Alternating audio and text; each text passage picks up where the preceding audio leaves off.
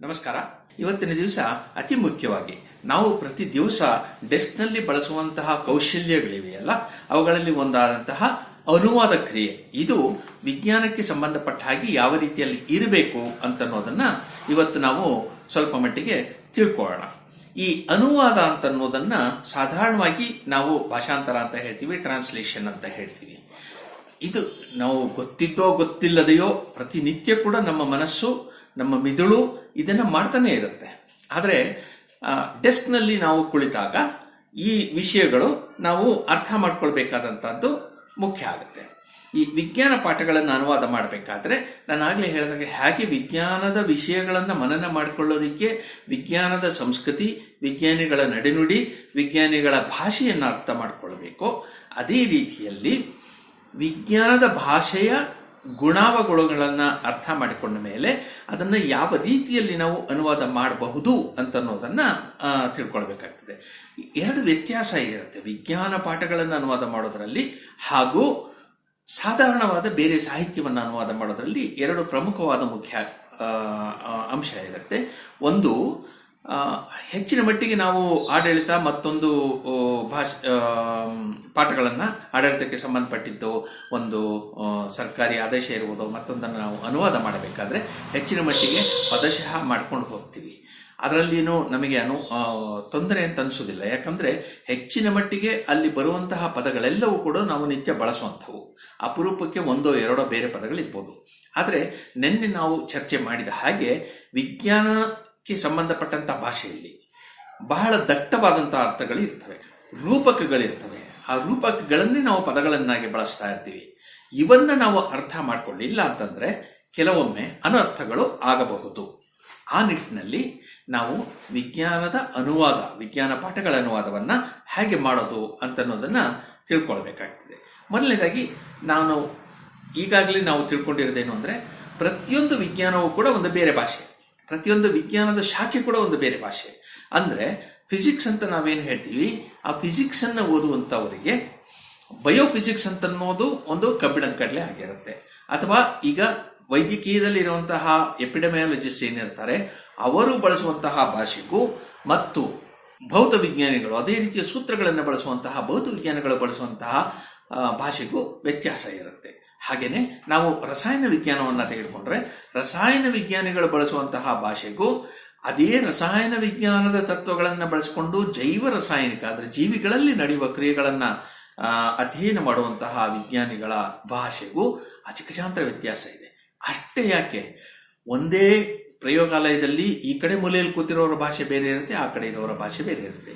ಹಾಗಾಗಿ ಈ ಭಾಷೆಗಳನ್ನು ನಾವು ಅರ್ಥ ಮಾಡ್ಕೊಳ್ಬೇಕು ಅಂತ ಅನ್ನೋದನ್ನ ನಾವು ತಿಳ್ಕೊಂಡ್ವಿ. ಇದಲ್ಲದೆ ಮತ್ತೊಂದು ವಿಶೇಷ ಏನಂದ್ರೆ, ವಿಜ್ಞಾನಿಗಳು ಯಾವಾಗಲೂ ತಮ್ಮ ಓದುಗರು ಯಾರು ಅನ್ನೋದರ ಮೇಲೆ ತಮ್ಮ ಭಾಷೆಯನ್ನ ಅಳವಡಿಸ್ಕೊಳ್ತಾರೆ. ಅಥವಾ ವಿಜ್ಞಾನದ ಪಾಠಗಳು ಏನಿವೆ, ಟೆಕ್ಸ್ಟ್ ನಮಗೇನು ಸಿಗುತ್ತೆ, ಅವು ಎಲ್ಲವೂ ಕೂಡ ಈ ರೀತಿಯಲ್ಲಿ ಓದುಗ ವರ್ಗ ಯಾವುದು ಅನ್ನೋದರ ಮೇಲೆ ಅದನ್ನು ನಾವು ಬೇರೆ ಬೇರೆ ರೀತಿಯಲ್ಲಿ ಗುರುತಿಸ್ಬೋದು. ಅಂದ್ರೆ ಅವುಗಳ ಗುಣಗಳು, ಸ್ವಭಾವಗಳು ಬೇರೆ ಬೇರೆ ಆಗಿರ್ತವೆ. ಇವುಗಳಲ್ಲಿ ಅತ್ಯಂತ ಸುಲಭವಾಗಿ ಅನುವಾದ ಮಾಡುವಂಥದ್ದು ಅಂತ ನಾನು ಹೇಳೋದಾದ್ರೆ, ಅಂದ್ರೆ ಸುಲಭ ಅಂತ ಯಾಕೆ ಹೇಳ್ತೀನಿ ಅಂತಂದ್ರೆ, ಅವು ನಮ್ಮ ನಿತ್ಯ ಬಳಕೆಯ ಭಾಷೆಗೆ ಹತ್ತಿರವಾಗಿರುವಂತದ್ದಾದ್ದರಿಂದ ಅವುಗಳನ್ನು ಸುಲಭ ಅಂತ ಅನ್ಬೋದು. ಇಂಥವು ನಾವು ಯಾವಾಗಲೂ ಬಳಸುವಂತಹ ಜನಪ್ರಿಯ ವಿಜ್ಞಾನ ಪಾಠಗಳು. ಹೆಚ್ಚಿನ ಮಟ್ಟಿಗೆ ನಮಗೆ ದೊರಕುವಂತಹ ಪ್ರೆಸ್ ರಿಲೀಸಸ್ ಎಲ್ಲವೂ ಕೂಡ ಇದೇ ಭಾಷೆಯಲ್ಲಿ ಇರುತ್ತೆ ಅಂತ ನಾನು ಅನ್ಕೊಳ್ತೇನೆ. ಎರಡನೇ ಅಂಶ, ನಾವು ಅನುವಾದದ ಬಗ್ಗೆ ಯಾಕೆ ಮಾತಾಡಬೇಕು ಅಂತಂದ್ರೆ, ಅರಿವು ಅನುವಾದದ ಮೂಲಕ ಹರಿದು ಬಂದಿದೆ ಅಂತ ಅನ್ನೋದು ಇವತ್ತಿನ ಸಂಗತಿ ಅಲ್ಲ. ಇದು ಅನಾದಿ ಕಾಲದಿಂದ, ಅಂದ್ರೆ ಯಾವಾಗಿನಿಂದ ನಮ್ಮಲ್ಲಿ ಭಾಷೆ ಆರಂಭವಾಯಿತು ಅವಾಗಿನಿಂದನೂ ಇದೆ ಅಂತ ಹೇಳ್ಬೋದು. ಈ ಚರಿತ್ರೆಯನ್ನು ನಾವು ಹಿಂದೆ ನೋಡ್ತಾ ಹೋದ ಹಾಗೆ ವಿಜ್ಞಾನ ಆರಂಭ ಆಗಿದ್ದೇ ಈ ಅನುವಾದಗಳ ಮೂಲಕ.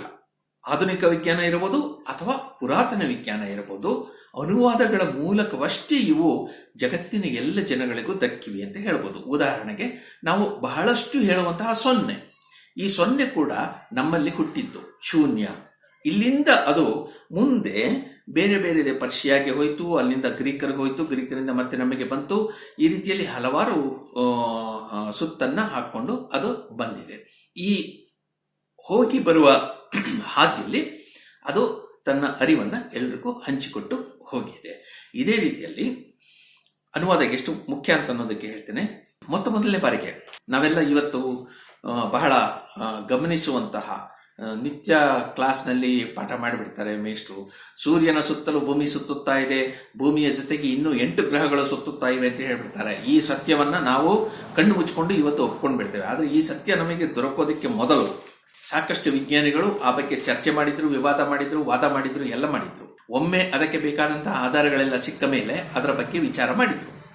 ಹೀಗೆ ಹೇಳಬೇಕಾದ್ರೆ ನನಗೆ ನೆನಪು ಬರುವಂತದ್ದು ಗೆಲಿಲಿಯೋ ಗೆಲಿಲಿ. 450 ವರ್ಷಗಳ ಹಿಂದೆ ಇಟಲಿಯ ಈ ವಿಜ್ಞಾನಿ ಮೊದಲ ಬಾರಿಗೆ ದೂರದರ್ಶಕದ ಮೂಲಕ ಬೇರೆ ಗ್ರಹಗಳನ್ನ ನೋಡಿ ಅವುಗಳು ಕೂಡ ದುಂಡಗಿವೆ, ಹಾಗಾಗಿ ಭೂಮಿ ಕೂಡ ದುಂಡಗಿರಬೇಕು, ಭೂಮಿ ದುಂಡಗಿರೋದ್ರಿಂದ ಭೂಮಿಯ ಸುತ್ತಲೂ ಬೇರೆ ಗ್ರಹಗಳು ಸುತ್ತುವಂತ ಚಂದ್ರ ಸುತ್ತುವ ಒಂದು ಪಥ ಏನಿದೆ ಅಥವಾ ಹಾದಿ ಏನಿದೆ ಅದು ಕೂಡ ದುಂಡಗಿರಬೇಕು, ವರ್ತುಲಾಕಾರದಲ್ಲಿ ಇರಬೇಕು ಅಂತನ್ನುವ ತರ್ಕಗಳನ್ನೆಲ್ಲ ಅವನು ಮಂಡಿಸ್ದ. ಇವನ್ನೆಲ್ಲ ಅವನು ಮಾಡಿದ್ದು ಇವತ್ತು ನಾವು ಕಬ್ಬಿಣದ ಕಡಲೆ ಅಂತ ಹೇಳ್ತೀವಲ್ಲ ಅಂತಹ ಭಾಷೆಯಲ್ಲೆಲ್ಲ, ಅತ್ಯಂತ ಸರಳವಾದ ಇಟಾಲಿಯನ್ ಭಾಷೆಯಲ್ಲಿ ಅವನು ತನ್ನ ಈ ಎಲ್ಲ ವಾದಗಳನ್ನು ಮಂಡಿಸಿದ. ಅಂದ್ರೆ ಏನು ಅರ್ಥ ಇಷ್ಟೇ, ವಿಜ್ಞಾನದ ಕಠಿಣವಾದ ವಿಷಯಗಳನ್ನು ಕೂಡ ನಾವು ಸರಳವಾದ ಭಾಷೆಯಲ್ಲಿ ಹೇಳಬಹುದು.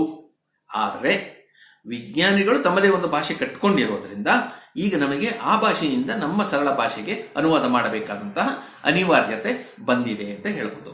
ಇದು ಬರೀ ವಿಜ್ಞಾನದ ಒಂದು ವಿಷಯಕ್ಕಲ್ಲ, ಯಾವ ಶಾಸ್ತ್ರ ಭಾಷೆಯನ್ನು ತೆಗೆದುಕೊಂಡ್ರೂ ಕೂಡ ಈ ರೀತಿಯಲ್ಲೇ ಇರುತ್ತೆ.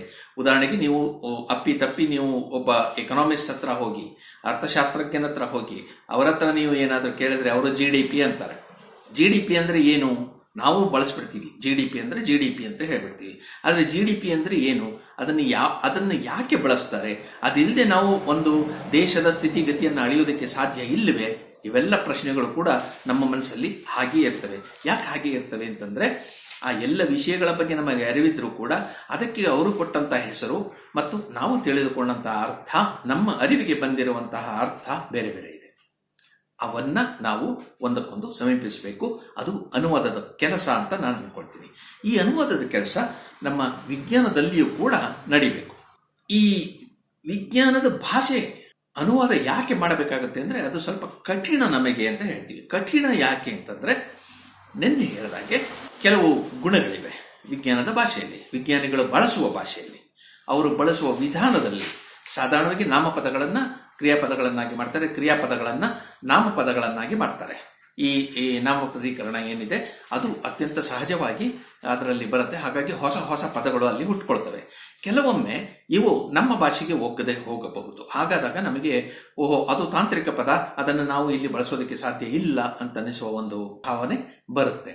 ಇದು ಪದಶಃ ನಾವು ಅನುವಾದ ಮಾಡೋದಕ್ಕೆ ಹೋದಾಗ ಯಾವಾಗಲೂ ಆಗುವಂತಹ ಸಮಸ್ಯೆ. ಇನ್ನು ಅವರದ್ದೇ ಆದಂತಹ ವಿಶೇಷವಾದಂತಹ ಪದಕೋಶಗಳಿರ್ತವೆ. ಅವುಗಳನ್ನು ನಾವು ಅರ್ಥ ಮಾಡ್ಕೊಳ್ಳದೆ ಹೋದರೆ ಆ ಭಾಷೆಯ ಒಳ ಸೂಚಿಗಳೇನಿವೆ ಅವುಗಳನ್ನು ತಿಳ್ಕೊಳ್ಳೋದು ಸ್ವಲ್ಪ ಕಷ್ಟ ಆಗ್ಬೋದು. ವಾಕ್ಯ ರಚನೆಯಲ್ಲಿ ಸಾಧಾರಣವಾಗಿ ವಿಜ್ಞಾನದ ಬಹುತೇಕ ಪಾಠಗಳು ಕರ್ಮಣಿ ಪ್ರಯೋಗದಲ್ಲಿ ಇರ್ತವೆ. ಆದರೆ ನಾವು ಭಾರತೀಯ ಭಾಷೆಗಳಲ್ಲಿ ಬಳಸುವಂತಹದ್ದು ಕರ್ತರಿ ಪ್ರಯೋಗಗಳು. ಹಾಗಾಗಿ ನಮ್ಮ ಓದುಗರಿಗೆ ಅಥವಾ ನಮ್ಮ ಕೇಳುಗರಿಗೆ ಕಿವಿಗೆ ಹಿತವಾಗುವಂತಹ ಭಾಷೆಯಲ್ಲಿ ನಾವು ಹೇಳಬೇಕಾದ್ರೆ ಕನ್ನಡದಲ್ಲಿ ಹೇಳಬೇಕು, ತಮಿಳಿನಲ್ಲಿ ಹೇಳಬೇಕು, ಹಿಂದಿನಲ್ಲಿ ಹೇಳಬೇಕು, ತೆಲುಗುನಲ್ಲಿ ಹೇಳಬೇಕು ಅಂತ ಅನ್ನೋದಾದ್ರೆ ನಾವು ಕರ್ತರಿ ಪ್ರಯೋಗದ ವಾಕ್ಯಗಳನ್ನ ರಚಿಸಬೇಕಾಗುತ್ತೆ. ಆ ವಾಕ್ಯಗಳಲ್ಲಿ ಹೇಳಬೇಕಾಗತ್ತೆ. ಅಂದ್ರೆ ಈಗ ನಾನು ಹೇಳಿದಾಗೆ ಹಿಂದಿ, ಇಂಗ್ಲಿಷ್ ಇತ್ಯಾದಿ ಭಾಷೆಗಳಲ್ಲಿ ವಿಜ್ಞಾನವನ್ನ ಕರ್ಮಣಿ ಪ್ರಯೋಗದಲ್ಲಿ ಹೇಳಲಾಗುತ್ತದೆ ಅಂತ ಹೇಳಿದ್ರೆ ಅದು ಕೇಳಬೇಕು. ಹಿಂದಿ, ಇಂಗ್ಲಿಷ್, ತೆಲುಗು, ತಮಿಳು ಇತ್ಯಾದಿ ಭಾಷೆಗಳಲ್ಲಿ ವಿಜ್ಞಾನವನ್ನ ಕರ್ಮಣಿ ಪ್ರಯೋಗದಲ್ಲಿ ಹೇಳುತ್ತಾರೆ ಅಂತ ಹೇಳೋದಕ್ಕೂ ವ್ಯತ್ಯಾಸ ಇದೆ. ಸೊ ಈ ವ್ಯತ್ಯಾಸಗಳನ್ನ ನಮ್ಮ ಕಿವಿ ಆಲಿಸುತ್ತೆ, ನಮ್ಮ ಕಣ್ಣು ಕೇಳುತ್ತೆ. ಆದ್ದರಿಂದಾಗಿ ಓದುವುದು ಕೂಡ ನಮಗೆ ಕಷ್ಟ ಆಗುತ್ತೆ. ಹಾಗಾಗಿ ಓದುವಿಕೆಯನ್ನು ನಿಶ್ಚಯಿಸುವಂತಹ ಈ ಗುಣಗಳನ್ನು ಯಾವ್ಯಾವುದು, ಕ್ರಿಯಾಪದಗಳನ್ನು ನಾಮಪದವಾಗಿಸೋದು ಅಥವಾ ನಾಮಪದಗಳನ್ನು ಕ್ರಿಯಾಪದವನ್ನಾಗಿಸುವಂತಹದ್ದು, ವಿಶಿಷ್ಟವಾದಂತಹ ಪದಕೋಶಗಳು ಅಂದ್ರೆ ಅಲ್ಲಿ ಬರುವಂತಹ ತಾಂತ್ರಿಕ ಪದಗಳು ಮತ್ತು ತಾಂತ್ರಿಕವಲ್ಲದ ಪದಗಳನ್ನು ಗುರುತಿಸುವಂತಹ ಒಂದು ವಿವೇಚನೆ ನಮಗಿರಬೇಕು. ವಾಕ್ಯ ರಚನೆಯನ್ನ ಕರ್ತರಿಯನ್ನಾಗಿ ಎಲ್ಲ ಕಡೆಯಲ್ಲೂ ಬಳಸುವುದನ್ನು ಆ ಎಚ್ಚರವನ್ನು ನಾವು ವಹಿಸಬೇಕು. ಮತ್ತೆ ಸಾಂಕೇತಿಕ ಹಾಗೂ ಚಿತ್ರಗಳು, ಸೂತ್ರಗಳು ಮತ್ತು ಸಂಕೇತಗಳು ಸೂಚಿಸುವಂತಹ ಮಾಹಿತಿಯನ್ನ ನಾವು ಮನನ ಮಾಡಿಕೊಂಡು ಅದನ್ನು ನಮ್ಮ ಭಾಷೆಯಲ್ಲಿ ಹೇಳುವಂತಹ ಪ್ರಯತ್ನ ಮಾಡಬೇಕು. ಕೊನೆಗೆ ಈ ಸಂಕ್ಷಿಪ್ತ ಪದಗಳಲ್ಲಿ ಸಾರ್ವತ್ರಿಕವಾದುದು ಯಾವುದು ಮತ್ತು ಆ ಸಂದರ್ಭದಲ್ಲಿ ಮಾತ್ರ ಬಳಸಿದಂತಹ ಸಾಂದರ್ಭಿಕವಾದಂತಹ ತಾತ್ಕಾಲಿಕವಾದಂತಹ ಅಬ್ರಿವೇಷನ್ಸ್ ಯಾವುದು, ಇವೆರಡನ್ನೂ ವಿವೇಚನೆ ಮಾಡುವಂತಹ ಶಕ್ತಿ ಅನುವಾದಕನಿಗೆ ಆ ಕ್ಷಣದಲ್ಲಿ ಇರಬೇಕಾಗುತ್ತೆ. ಇವನ್ನು ಗುರುತಿಸೋದು ಹೇಗೆ ಅಂತ ನಾವು ತಿಳ್ಕೊಂಡ್ಬಿಟ್ರೆ ಅನುವಾದ ಮಾಡೋ ಟೈಮ್ನಲ್ಲಿ ಯೋಚನೆ ಮಾಡದೇನೆ ಬಹಳ ಸಲೀಸಾಗಿ ಸರಾಗವಾಗಿ ಮಾಡೋದಕ್ಕೆ ಅನುಕೂಲ ಆಗುತ್ತೆ. ವಿಜ್ಞಾನದ ಪಾಠವನ್ನು ಅನುವಾದ ಮಾಡೋದು ಕಷ್ಟ ಇಲ್ಲ, ಆದರೆ ಯಾವ ರೀತಿಯಲ್ಲಿ ನಾವು ಮಾಡ್ತೇವೆ ಅಂತ ಅನ್ನೋದು ಬಹಳ ಮುಖ್ಯ ಆಗುತ್ತೆ. ಸಾಧಾರಣವಾಗಿ ಈ ಯಾವ ರೀತಿಯಲ್ಲಿ ನಾವು ಮಾಡ್ತೇವೆ ಅಂತ ಹೇಳಬೇಕಾದ್ರೆ ಕೆಲವಾರು ವರ್ಗೀಕರಣ ಮಾಡ್ತಾರೆ. ಅನುವಾದಗಳನ್ನು ಮಾಡೋದ್ರಲ್ಲಿ ಪದಶಃ ಮಾಡ್ತೀವಿ ಅಂತಾರೆ. ಪ್ರತಿಯೊಂದು ವಾಕ್ಯದಲ್ಲಿ ಮೂಲದಲ್ಲಿ ಯಾವ ರೀತಿ ಇಂಗ್ಲಿಷ್ನಲ್ಲಿ ಯಾವ ರೀತಿಯ ಪದಗಳು ಇವೆಯೋ ಅಥವಾ ವಿಜ್ಞಾನದ ಭಾಷೆಯಲ್ಲಿ ಯಾವ ರೀತಿಯ ಪದಗಳಿದೆಯೋ ಅದೇ ಸ್ಥಾನದಲ್ಲಿ ಅದಕ್ಕೆ ಸಂವಾದಿಯಾದಂತಹ ಕನ್ನಡ ಪದಗಳನ್ನು ಹಾಕಿ ನಾವು ಮಾಡ್ತಾ ಇರೋದಕ್ಕೆ ನಾವು ಸಾಮಾನ್ಯವಾಗಿ ಪದಶಃ ಅನುವಾದ ಅಂತ ಹೇಳ್ತೇವೆ. ಇನ್ನೊಂದು ಇದೆ, ಅದು ಏನಂತಂದ್ರೆ ಇಂಗ್ಲಿಷನ್ನೇ ಕನ್ನಡದಲ್ಲಿ ಬರೆಯುವಂತಹದ್ದು, ಅದು ಬೇರೆ. ಆ ಮೂರನೇದು ಇನ್ನೊಂದಿದೆ ರೂಪಾಂತರಣ. ಅಂದರೆ ಅಲ್ಲಿ ಒಂದು ವಾಕ್ಯದ ಅರ್ಥವನ್ನ ಅಥವಾ ಒಂದು ಪ್ಯಾರಾಗ್ರಾಫ್ನ ಅರ್ಥವನ್ನ ನಾವು ಕನ್ನಡದಲ್ಲೇ ಮತ್ತೆ ಬರೆಯುವಂತಹದ್ದು. ಆದರೆ ಇಲ್ಲಿ ನಾವು ಆ ಪದಗಳ ಅರ್ಥವನ್ನಷ್ಟೇ ಅಲ್ಲ, ಅಲ್ಲಿರುವ ನುಡಿಗಟ್ಟುಗಳನ್ನು ಬದಲಾಯಿಸಿರ್ತೀವಿ, ಮತ್ತೊಂದು ಮಾಡಿರ್ತೀವಿ. ಆದರೂ ಕೂಡ ಆ ಇಡೀ ಪ್ಯಾರಾಗ್ರಾಫ್ನಲ್ಲಿ ಇರುವಂತಹ ಅರ್ಥವನ್ನ, ವ್ಯತ್ಯಾಸವನ್ನ ನಾವು ಮಾಡೋದಕ್ಕೆ ಸಾಧ್ಯ ಇಲ್ಲ. ಯಾಕಂದ್ರೆ ವಿಜ್ಞಾನದಲ್ಲಿ ಈ ನಿಖರತೆ ಅಂತ ಅನ್ನೋದು ಬಹಳ ಮುಖ್ಯ. ಈ ನಿಖರತೆ ಅನ್ನೋದು ಕೇವಲ ಅಂಕಿಅಂಶಗಳಿಗೆ ಮಾತ್ರ ಸೀಮಿತ ಅಲ್ಲ. ನಾವು ಬಳಸುವಂತಹ ಪರಿಕಲ್ಪನೆಗಳು ಕೇಳುಗನ ಓದುಗನ ಮನಸ್ಸಿನಲ್ಲಿಯೂ ಕೂಡ ಅದೇ ರೀತಿಯಲ್ಲಿ ಮೂಡುತ್ತವೋ ಇಲ್ಲವೋ ಅಂತನ್ನುವುದು ಬಹಳ ಮುಖ್ಯ ಆಗ್ತದೆ. ಹಾಗಾಗಿ ಅಲ್ಲಿ ಬಳಸುವಂತಹ ಭಾಷೆ, ನಾವು ಒಂದೇ ಪರಿಕಲ್ಪನೆಗೆ 100 ಪದಗಳು ಇರಬಹುದು. ಈಗ ಉದಾಹರಣೆಗೆ ಓಡು, ದಾಪುಗಾಲು ಹಾಕು, ನಡೆ, ಇವೆಲ್ಲವೂ ಕೂಡ ಹಾರಿಕೊಂಡು ಓಡು, ಇವೆಲ್ಲವಲ್ಲೂ ಕೂಡ ಸ್ವಲ್ಪ ಸ್ವಲ್ಪ ವ್ಯತ್ಯಾಸ ಇದೆ.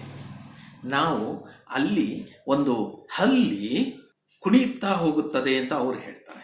ಹಾಗಂದಾಗ ಅದು ಹೆಂಗೆ ಹೋಗುತ್ತೆ ಅಂತ ಅನ್ನೋದನ್ನ ನಾವು ಬರಿಬೇಕಾದ್ರೆ ಜಿಗಿಯುತ್ತಾ ಹೋಗುತ್ತದೆ, ಜಿಗಿಯುತ್ತಾ ನಡೆಯುತ್ತದೆ, ಜಿಗಿ ನಡೆಯಲ್ಲಿ ಸಾಗುತ್ತದೆ ಅಂತ ಬೇಕಾದ್ರೆ ನಾವು ಹೇಳ್ಬೋದು. ಆ ರೀತಿಯಲ್ಲಿ ಮನಸ್ಸಿಗೆ ಮೂಡೋ ರೀತಿಯಲ್ಲಿ ಹೇಳಬೇಕೆ ಹೊರತು ಅದು ಓಡುತ್ತದೆ ಅಂತ ಅಂದ್ಬಿಟ್ರೆ ನಮ್ಮ ಕಲ್ಪನೆಯಲ್ಲಿ ಬರುವಂಥದ್ದು ಮಕ್ಕಳು ಓಡೋ ರೀತಿಯಲ್ಲಿ ಓಡುತ್ತಾ ಅದು ಅಂತನ್ಬೋದು ಬರುತ್ತೆ. ಆದರೆ ಹಾಗಲ್ಲ. ನಾಗಾಲೋಟ, ಕುದುರೆಯ ನಾಗಾಲೋಟ ಹೇಗಿರುತ್ತೆ, ಅದು ಒಂದು ಕಡೆಯಿಂದ ಇನ್ನೊಂದು ಕಡೆಗೆ ನೆಗೆದುಕೊಂಡು ಹೋಗುವಂಥದ್ದು. ಆ ಓಟ ಬೇರೆ, ಈ ಓಟ ಬೇರೆ. ಈ ವ್ಯತ್ಯಾಸಗಳನ್ನ ವಿಜ್ಞಾನಿಗಳು ಗುರುತಿಸಿರ್ತಾರೆ. ಆ ವ್ಯತ್ಯಾಸಗಳನ್ನು ಕೂಡ ನಮ್ಮ ಭಾಷೆಯಲ್ಲಿ ನಾವು ತರೋದಕ್ಕೆ ಸಾಧ್ಯವ ಅಂತ ಅನ್ನೋದನ್ನ ನಾವು ನೋಡಬೇಕು. ಆಮೇಲೆ ಕೆಲವೊಂದು ಸರ್ತಿ ಏನಾಗುತ್ತೆ ಅಂದ್ರೆ, ನಾನು ಆಗಲೇ ಹೇಳಿದಾಗೆ ವಿಜ್ಞಾನಿಗಳು ಅವರ ಪಾಠದಲ್ಲಿ ಬರೀಬೇಕಾದ್ರೆ ಇವನಿಗೆ ಇಷ್ಟು ಗೊತ್ತಿದೆ, ಅದರಿಂದ ಮುಂದಕ್ಕಷ್ಟೇ ನಾನು ಹೇಳಬೇಕು ಅಂತಂದ್ಬಿಟ್ಟು ಒಂದು ಊಹೆಯನ್ನ ಮಾಡಿಕೊಂಡು ಅದರ ಮೇಲೆ ಅವರ ಪರಿಕಲ್ಪನೆಗಳನ್ನ ನಮಗೆ ಸಂವಹನ ಮಾಡೋದಕ್ಕೆ ಪ್ರಯತ್ನ ಮಾಡಿರ್ತಾರೆ. ಅವರು ಏನು ನಾವು ತಿಳ್ಕೊಂಡಿದ್ದೀವಿ ಅಂತ ಅರ್ಥ ಮಾಡ್ಕೊಂಡಿದ್ದಾರೆ ಅನ್ನೋದು ನಮಗೆ ಗೊತ್ತಿಲ್ಲದೆ ಹೋದ್ರೆ, ನಮಗೆ ಅವರು ಅನ್ಕೊಂಡಿರುವಂಥದ್ದು ಗೊತ್ತಿಲ್ಲದೆ ಹೋದರೆ ನಮಗೆ ಅವರು ಮುಂದೆ ಹೇಳುವಂಥದ್ದು ಕೂಡ ನಮಗೆ ಅರ್ಥ ಆಗುದಿಲ್ಲ. ಹೀಗಾಗಿಯೇ ಬಹುತೇಕ ನಮಗೆ ಸೆಮಿನಾರ್ಗಳಲ್ಲಿ ಮತ್ತೊಂದರಲ್ಲಿ ನಿದ್ದೆ ಬರುತ್ತೆ. ಯಾಕಂದ್ರೆ ವಿಜ್ಞಾನಿಗಳು ಮಾತಾಡಬೇಕಾದ್ರೆ ಈಗಾಗಲೇ ಈ ವಿಷಯಗಳು ಇವರಿಗೆ ಗೊತ್ತು, ಜೀನ್ ಅಂದ್ರೆ ಏನು ಅಂತ ಇವರಿಗೆ ಗೊತ್ತು ಅಂತ ಮೊದಲೇ ಅಂದ್ಕೊಂಡ್ಬಿಟ್ಟು ಆ ಪದಗಳನ್ನ ಹಂಗೆ ಬಳಸ್ತಾ ಹೋಗ್ತಾರೆ. ನಮಗೆ ಅದರ ಪರಿಕಲ್ಪನೆ ಇಲ್ಲದೆ ಹೋದರೆ ನಮಗೆ ಆ ವಿಷಯದಲ್ಲಿ ಬರುವಂತಹ ಅರ್ಥಗಳನ್ನ ತಿಳ್ಕೊಳ್ಳೋದು ಕಷ್ಟ ಆಗುತ್ತೆ. ಹೀಗಾಗಿ ಬಹುತೇಕ ನಾವು ಕಾನ್ಫರೆನ್ಸ್ಗಳಲ್ಲಿ ಹೋಗಿ ಅಲ್ಲಿಂದ ನಾವು ವಿಷಯಗಳನ್ನ ಮಾಹಿತಿಯನ್ನು ತಗೊಂಡು ವರದಿ ಮಾಡಬೇಕಾದ್ರೆ ಈ ಸಮಸ್ಯೆಗಳು ಬರ್ತವೆ. ಅದರಿಂದ ನಾವು ಒಂದು ಸಲಹೆ ಕೊಡ್ತಾನೆ. ಸಾಮಾನ್ಯವಾಗಿ ಈ ಕಾನ್ಫರೆನ್ಸ್ ಮತ್ತೊಂದು ಮಾಡಬೇಕಾದ್ರೆ ವಿಜ್ಞಾನಿಗಳು ಒಂದು ಪರಿಪಾಠ, ಅವರದ್ದು ಸಂಸ್ಕೃತಿ ಅಂತಂದ್ರೆ ಅದಕ್ಕೆ ಬೇಕಾದಂತಹ ಎಲ್ಲರದ್ದು ಭಾಷಣಗಳೇನಿವೆ ಆ ಭಾಷಣಗಳ ಸಾರಾಂಶಗಳನ್ನ ಅಬ್ಸ್ಟ್ರಾಕ್ಟ್ ಅಂತ ನಾವು ಹೇಳ್ತೀವಿ. ಸಾರಾಂಶಗಳನ್ನ ಅಬ್ಸ್ಟ್ರಾಕ್ಟ್ ಬುಕ್ ಅಂತ ಹೇಳ್ತಾರೆ. ಅದನ್ನ ಪ್ರಕಟಿಸಿ ಇಟ್ಟಿರ್ತಾರೆ. ನೀವು ಅಥವಾ ನಾನು ಒಬ್ಬ ಪತ್ರಕರ್ತನಾದ್ರೆ ಮಾಡುವಂತಹದ್ದು ಇಷ್ಟೇ. ನೇರವಾಗಿ ಆ ಸಂಯೋಜಕರ ಹತ್ರ ಹೋಗಿ ಸ್ವಲ್ಪ ಅವರ ಹತ್ರ ಕಾಡಿ ಬೇಡಿ ಮತ್ತೊಂದು ಮಾಡಿ, ಇವೆಲ್ಲ ನಮಗೆ ತಂತ್ರಗಳು ಬೇಕಾದಷ್ಟು ಗೊತ್ತು. ಇದು ಪತ್ರಕರ್ತರ ಬತ್ತಳಿಕೆಯಲ್ಲಿ ಇರುವಂತಹ ಸಾಕಷ್ಟು ತಂತ್ರಗಳಿವೆ. ಅವುಗಳನ್ನು ಉಪಯೋಗಿಸ್ಕೊಂಡು ಆ ಒಂದು ಅಬ್ಸ್ಟ್ರಾಕ್ಟ್ ಅನ್ನ ಮುಂಚಾಗಿಯೇ ತಗೊಂಡು ಒಂದು ದಿನದಲ್ಲಿ ನಾವು ಓದ್ಕೊಂಡು ಆ ದಿನದಲ್ಲಿ ಏನು ನಡೆಯುತ್ತೇನೆ ಅದರಲ್ಲಿ ಕೆಲವಾದರೂ ನಮಗೆ ಆಸಕ್ತಿ, ನಮಗೆ ಈಗಾಗಲೇ ತಿಳಿದಿರುವಂತಹ ವಿಷಯಗಳ ಹಿನ್ನೆಲೆ ಇರುವಂತಹ ವಿಷಯವೇ ಇದ್ರೆ ಅದರ ಬಗ್ಗೆ ನಮಗೆ ಖಂಡಿತ ಆಸಕ್ತಿ ಮೂಡುತ್ತೆ. ಆ ಆಸಕ್ತಿಯ ಆಧಾರದ ಮೇಲೆ ಆಯಾಯ ಭಾಷಣಗಳನ್ನ ನಾವು ಕೇಳಬಹುದು, ಅದರ ಬಗ್ಗೆ ವರದಿ ಮಾಡಬಹುದು. ಆಗ ಬಹಳ ಸೊಗಸಾಗಿರುತ್ತೆ. ಈಗ ಸದ್ಯಕ್ಕೆ ನಾವೇನ್ ಮಾಡ್ತೀವಿ ಅಂತಂದ್ರೆ ಬೀಟ್ನಲ್ಲಿ ಹೋಗಿ ಪ್ರೆಸ್ ಕೌಂಟರ್ನಲ್ಲಿ ಯಾರು ಇರ್ತಾರೆ ಅವ್ರು ಕೊಡುವಂತಹ ಒಂದು ಪ್ರೆಸ್ ರಿಲೀಸ್ ಅನ್ನು ತಗೊಂಡು ಬಂದು ನಾವು ಒಂದು ರಿಪೋರ್ಟ್ ಮಾಡ್ತಾ ಇದ್ದೇವೆ. ಅದನ್ನ ಬಿಟ್ಟು ನಾವು ಸ್ವತಃ ಈ ರೀತಿ ಮಾಡಬೇಕು, ಹೊಸ ವಿಷಯಗಳನ್ನ ಮಾಡಬೇಕು ಅಂತಂದ್ರೆ ಹೀಗೆ ಮಾಡಬಹುದು. ಒಂದು ಉದಾಹರಣೆ ನಾನು ಹೇಳ್ತೇನೆ. ಒಮ್ಮೆ ಪ್ರಧಾನಮಂತ್ರಿಗಳ ಒಂದು ಕಾರ್ಯಕ್ರಮ ಇತ್ತು, 10-15 ದಿನದ ಕಾರ್ಯಕ್ರಮ ಮೈಸೂರಿನಲ್ಲಿ ನಡೀತಾ ಇತ್ತು. ಪ್ರಧಾನಮಂತ್ರಿಗಳು ಬರ್ತಿದ್ರು, ಬೇರೆಯವರು ಬರ್ತಿದ್ರು. ಇಂಥ ಸಂದರ್ಭದಲ್ಲಿ ನಮಗೆ ವರದಿ ಮಾಡಬೇಕು ಅಂತಂದುಬಿಟ್ಟು ಆಕಾಶವಾಣಿಯವರು ಪ್ರಯತ್ನ ಮಾಡ್ತಾ ಇದ್ರು. ಆದರೆ ಆಕಾಶವಾಣಿಯ ಬಾತ್ಮೀದಾರರಿಗೆ ಈ ಪ್ರತಿಯೊಂದು ವಿಷಯಗಳ ಬಗ್ಗೆ, ವಿಜ್ಞಾನದ ಬಗ್ಗೆ ಅಷ್ಟು ಅರಿವಿಲ್ಲ. ಅದಕ್ಕಾಗಿ ನೀವು ಹೇಗೆ ಹೆಲ್ಪ್ ಮಾಡ್ಬೋದು ಅಂದರು. ನಾವು ಮಾಡಿದ್ದಿಷ್ಟೇ, ಆ ಅಬ್ಸ್ಟ್ರಾಕ್ಟ್ ಪುಸ್ತಕವನ್ನು ತಗೊಂಡು ಬಂದು ಅದರಲ್ಲಿರೋದನ್ನು ನೋಡಿಕೊಂಡು ಅದರಲ್ಲಿರುವ ಸಾರಾಂಶದ ಬಗ್ಗೆ ಒಂದಷ್ಟು ಪ್ರಶ್ನೆಗಳನ್ನು ತಯಾರು ಮಾಡಿ ಆ ವರದಿಗಾರರಿಗೆ ನಾನು ಕೊಟ್ಟೆ. ಮುಂದಾಗಿ ಅದನ್ನು ನಾನು ಕೊಟ್ಬಿಡ್ತಿದ್ದೆ. ಅವರು ಆ ಭಾಷಣದಲ್ಲಿ ಅಲ್ಲಿದ್ದು ಅವರನ್ನು ಆ ಪ್ರಶ್ನೆಗಳನ್ನು ಕೇಳಿ, ಅವರನ್ನು ಅಥವಾ ಅಲ್ಲಿ ಇದ್ದ ಬೇರೆಯವರನ್ನು ಪ್ರಶ್ನೆಗಳನ್ನು ಕೇಳಿ ಹೆಚ್ಚಿನ ಮಾಹಿತಿಯನ್ನು ಸೇರಿಸ್ಕೊಳ್ತಾ ಇದ್ರು. ಈಗಾಗಲೇ ಅಬ್ಸ್ಟ್ರಾಕ್ಟ್ನಲ್ಲಿ ಆ ವಿಷಯಗಳ ಬಗ್ಗೆ ಇದ್ದಿದ್ದರಿಂದ ಮತ್ತು ಅಲ್ಲಿಯೂ ಅವರು ಕೊಡುವಂಥ ಮಾಹಿತಿ ಇರುತ್ತಿದ್ದರಿಂದ ಸುಲಭವಾಗಿ ನಾವು ವರದಿ ಮಾಡೋದಕ್ಕೆ ಸಾಧ್ಯ ಆಯಿತು. ಈ ರೀತಿಯಲ್ಲಿ ಒಂದು 10 ದಿನಗಳ ಕಾಲ ನಾವು ಹಲವಾರು ವೈಜ್ಞಾನಿಕ ವರದಿಗಳನ್ನು ಆಕಾಶವಾಣಿಯಲ್ಲಿ ಕೊಡೋದಕ್ಕೆ ಸಾಧ್ಯ ಆಯಿತು. ಈ ಕೆಲವು ಸೂಕ್ಷ್ಮಗಳನ್ನು ನಾವು ತಿಳ್ಕೊಳ್ಬೇಕು. ಇದು ನಮಗೆಲ್ರಿಗೂ ಗೊತ್ತಿದೆ, ಈ ಅಬ್ಸ್ಟ್ರಾಕ್ಟ್ ಕೊಡ್ತಾರೆ ಅಂತ ಅಂದ್ಬಿಟ್ಟು ಅಂತ. ಆದರೆ ಆ ಅಬ್ಸ್ಟ್ರಾಕ್ಟನ್ನು ಸ್ವಲ್ಪ ಮುಂಚೆನೇ ತಗೊಂಡು ಈ ಅಬ್ಸ್ಟ್ರಾಕ್ಟ್ ಕೊಡ್ತಾರೆ ಅಂತ ನಮಗೆಲ್ಲ ಗೊತ್ತಿರುತ್ತೆ. ಆದರೆ ಆ ಅಬ್ಸ್ಟ್ರಾಕ್ಟ್ ಪುಸ್ತಕವನ್ನು ಒಂದು ಸ್ವಲ್ಪ ಮುಂಚೆನೇ ತೆಗೆದುಕೊಂಡು ಅದರಲ್ಲಿರುವುದನ್ನು ನೋಡಿಕೊಂಡು ನಾವು ತಯಾರಿ ಮಾಡಬಹುದು ಅಂತ ಅನ್ನೋದು ಅರ್ಥಕೊಳ್ಬೇಕಾದಂಥ ಸಂಗತಿ. ಈ ತಂತ್ರಗಳಿವೆ ಅನುವಾದ ಮಾಡೋದಕ್ಕೆ.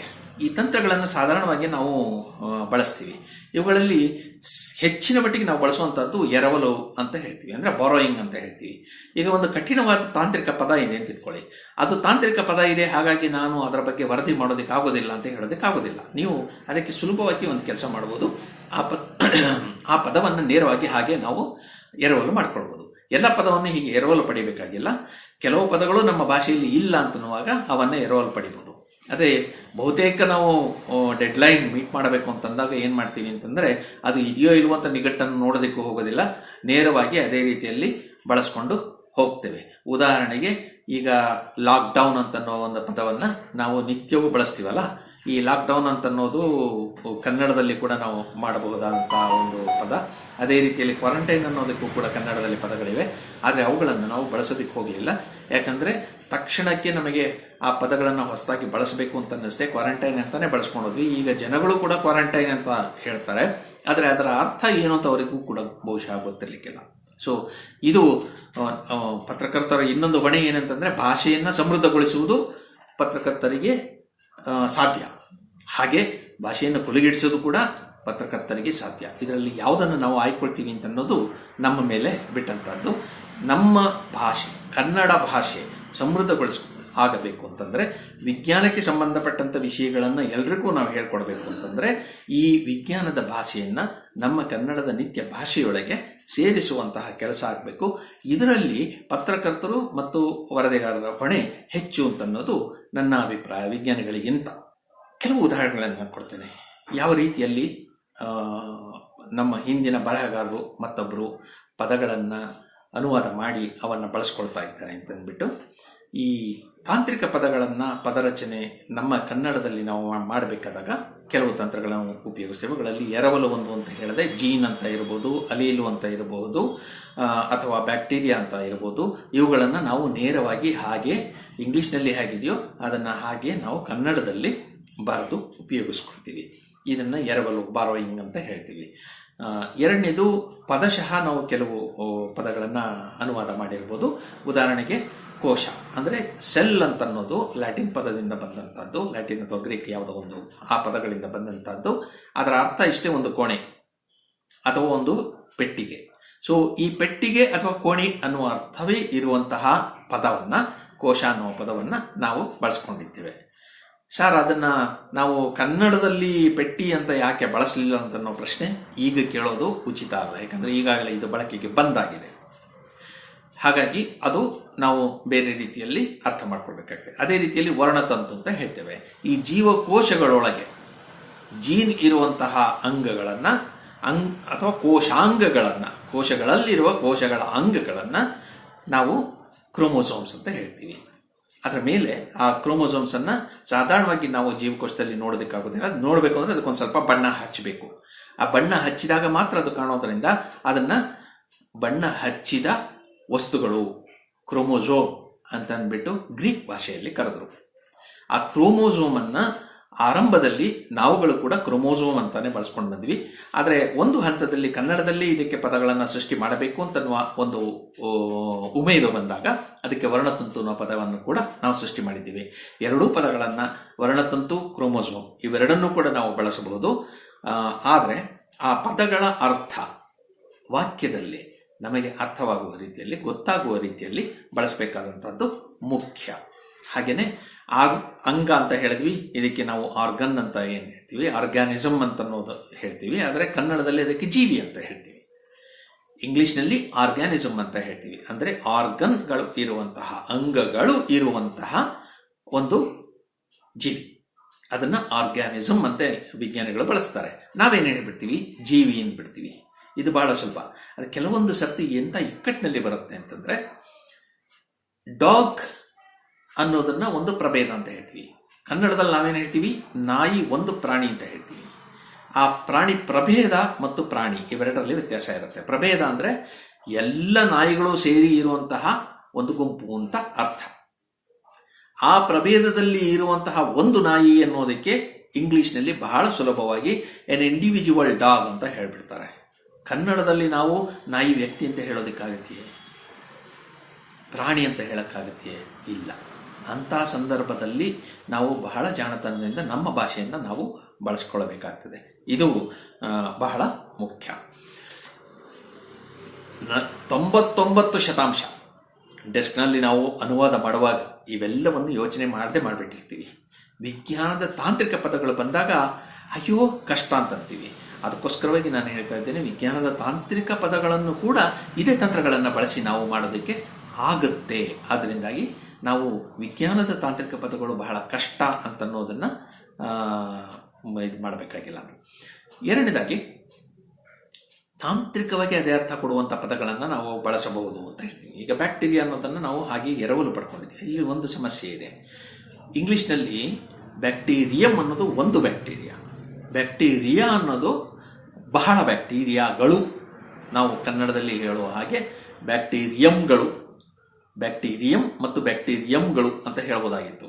ಆದರೆ ನಮ್ಮ ಜನ ಏನು ಮಾಡಿದ್ದಾರೆ, ಒಂದು ಬ್ಯಾಕ್ಟೀರಿಯಾಗೂ ಕೂಡ ಬ್ಯಾಕ್ಟೀರಿಯಾ ಅಂತ ಹೇಳ್ತಾರೆ. ಅದರದ್ದು 4-5 ಇದ್ದಾಗ ಬ್ಯಾಕ್ಟೀರಿಯಾಗಳು ಅಂತ ಹೇಳ್ತಾರೆ. ಇದು ಯಾಕೆ ಹೀಗಾಗಿದೆ ಅಂದರೆ, ನಮಗೆ ಕೇಳೋದಕ್ಕೆ ಓದೋದಕ್ಕೆ ಎರಡಕ್ಕೂ ಕೂಡ ಸರಳವಾಗಲಿ ಅಂತ ಅನ್ನೋದು. ಬ್ಯಾಕ್ಟೀರಿಯಂಗಳು ಅನ್ನೋದು ಬರೆಯೋದಕ್ಕೂ ಬ್ಯಾಕ್ಟೀರಿಯಾಗಳು ಅಂತ ಬರೆಯೋದಕ್ಕೂ ಸ್ವಲ್ಪ ವ್ಯತ್ಯಾಸ ಇದೆ. ಇದು ಸುಲಭವಾಗುತ್ತೆ, ಜೊತೆಗೆ ಓದೋದಕ್ಕೂ ಕೂಡ ಬಹಳ ಸರಾಗವಾಗಿರುತ್ತೆ. ಹಾಗಾಗಿ ಓದುವಿಕೆಯನ್ನು ಮತ್ತೊಂದನ್ನು ಇದು ಮಾಡ್ಕೊಳ್ಳೋದಕ್ಕೆ ಬ್ಯಾಕ್ಟೀರಿಯಂ ಅನ್ನ ನಾವು ಬ್ಯಾಕ್ಟೀರಿಯಾ ಅಂತ ಮಾಡಿ, ಆ ಬಹುವಚನವನ್ನೇ ಏಕವಚನ ಮಾಡಿ, ಆ ಏಕವಚನವನ್ನು ಮತ್ತೆ ನಮ್ಮ ಕನ್ನಡದಲ್ಲಿ ಗಳು ಪ್ರತ್ಯಯವನ್ನು ಸೇರಿಸಿ ಬಹುವಚನವನ್ನಾಗಿ ಮಾಡ್ಕೊಂಡಿರ್ತೀವಿ. ಸೊ ಇಂತಹ ಹಲವಾರು ತಂತ್ರಗಳನ್ನು ಕೂಡ ನಾವು ಬಳಸಬಹುದು. ಹಾಗೆ ಕ್ಲೋರೋಫಿಲ್ ಅಂತ ಹೇಳ್ತೀವಿ. ಕ್ಲೋರೋಫಿಲ್ ಅಂತಂದ್ರೆ ಎಲೆಗಳಿಗೆ ಹಸಿರು ಬಣ್ಣ ಕೊಡುವಂಥದ್ದು. ಈ ಹಸಿರು ಬಣ್ಣ ಕೊಡುವಂಥದ್ದಕ್ಕೆ ಸಾಧಾರಣವಾಗಿ ನಾವು ಅಲ್ಲಿ ಅವರು ಹೇಳೋದೇನು ಅಂತಂದ್ರೆ, ಕ್ಲೋರೋ ಅಂದರೆ ಬಣ್ಣ ಕೊಡುವಂಥದ್ದು, ಅಥವಾ ಕ್ರೋಮೋ ಅಂದ್ರೆ ಬಣ್ಣ ಕೊಡುವಂಥದ್ದು, ಫಿಲ್ ಅಂದರೆ ಎಲೆ. ಸೊ ಎಲೆಯ ಬಣ್ಣ ಅಂತ ಅವರು ಹೇಳುವಂಥದ್ದು. ನಾವು ಅದೇ ಅರ್ಥವನ್ನು ಪತ್ರ ಹರಿತ್ತು ಅಂತ ಹೇಳ್ತೀವಿ, ಅಥವಾ ಎಲೆಯ ಬಣ್ಣ ಅಂತ ನಾವು ಹೇಳಿಬಿಡ್ಬೋದು ಸುಲಭವಾಗಿ.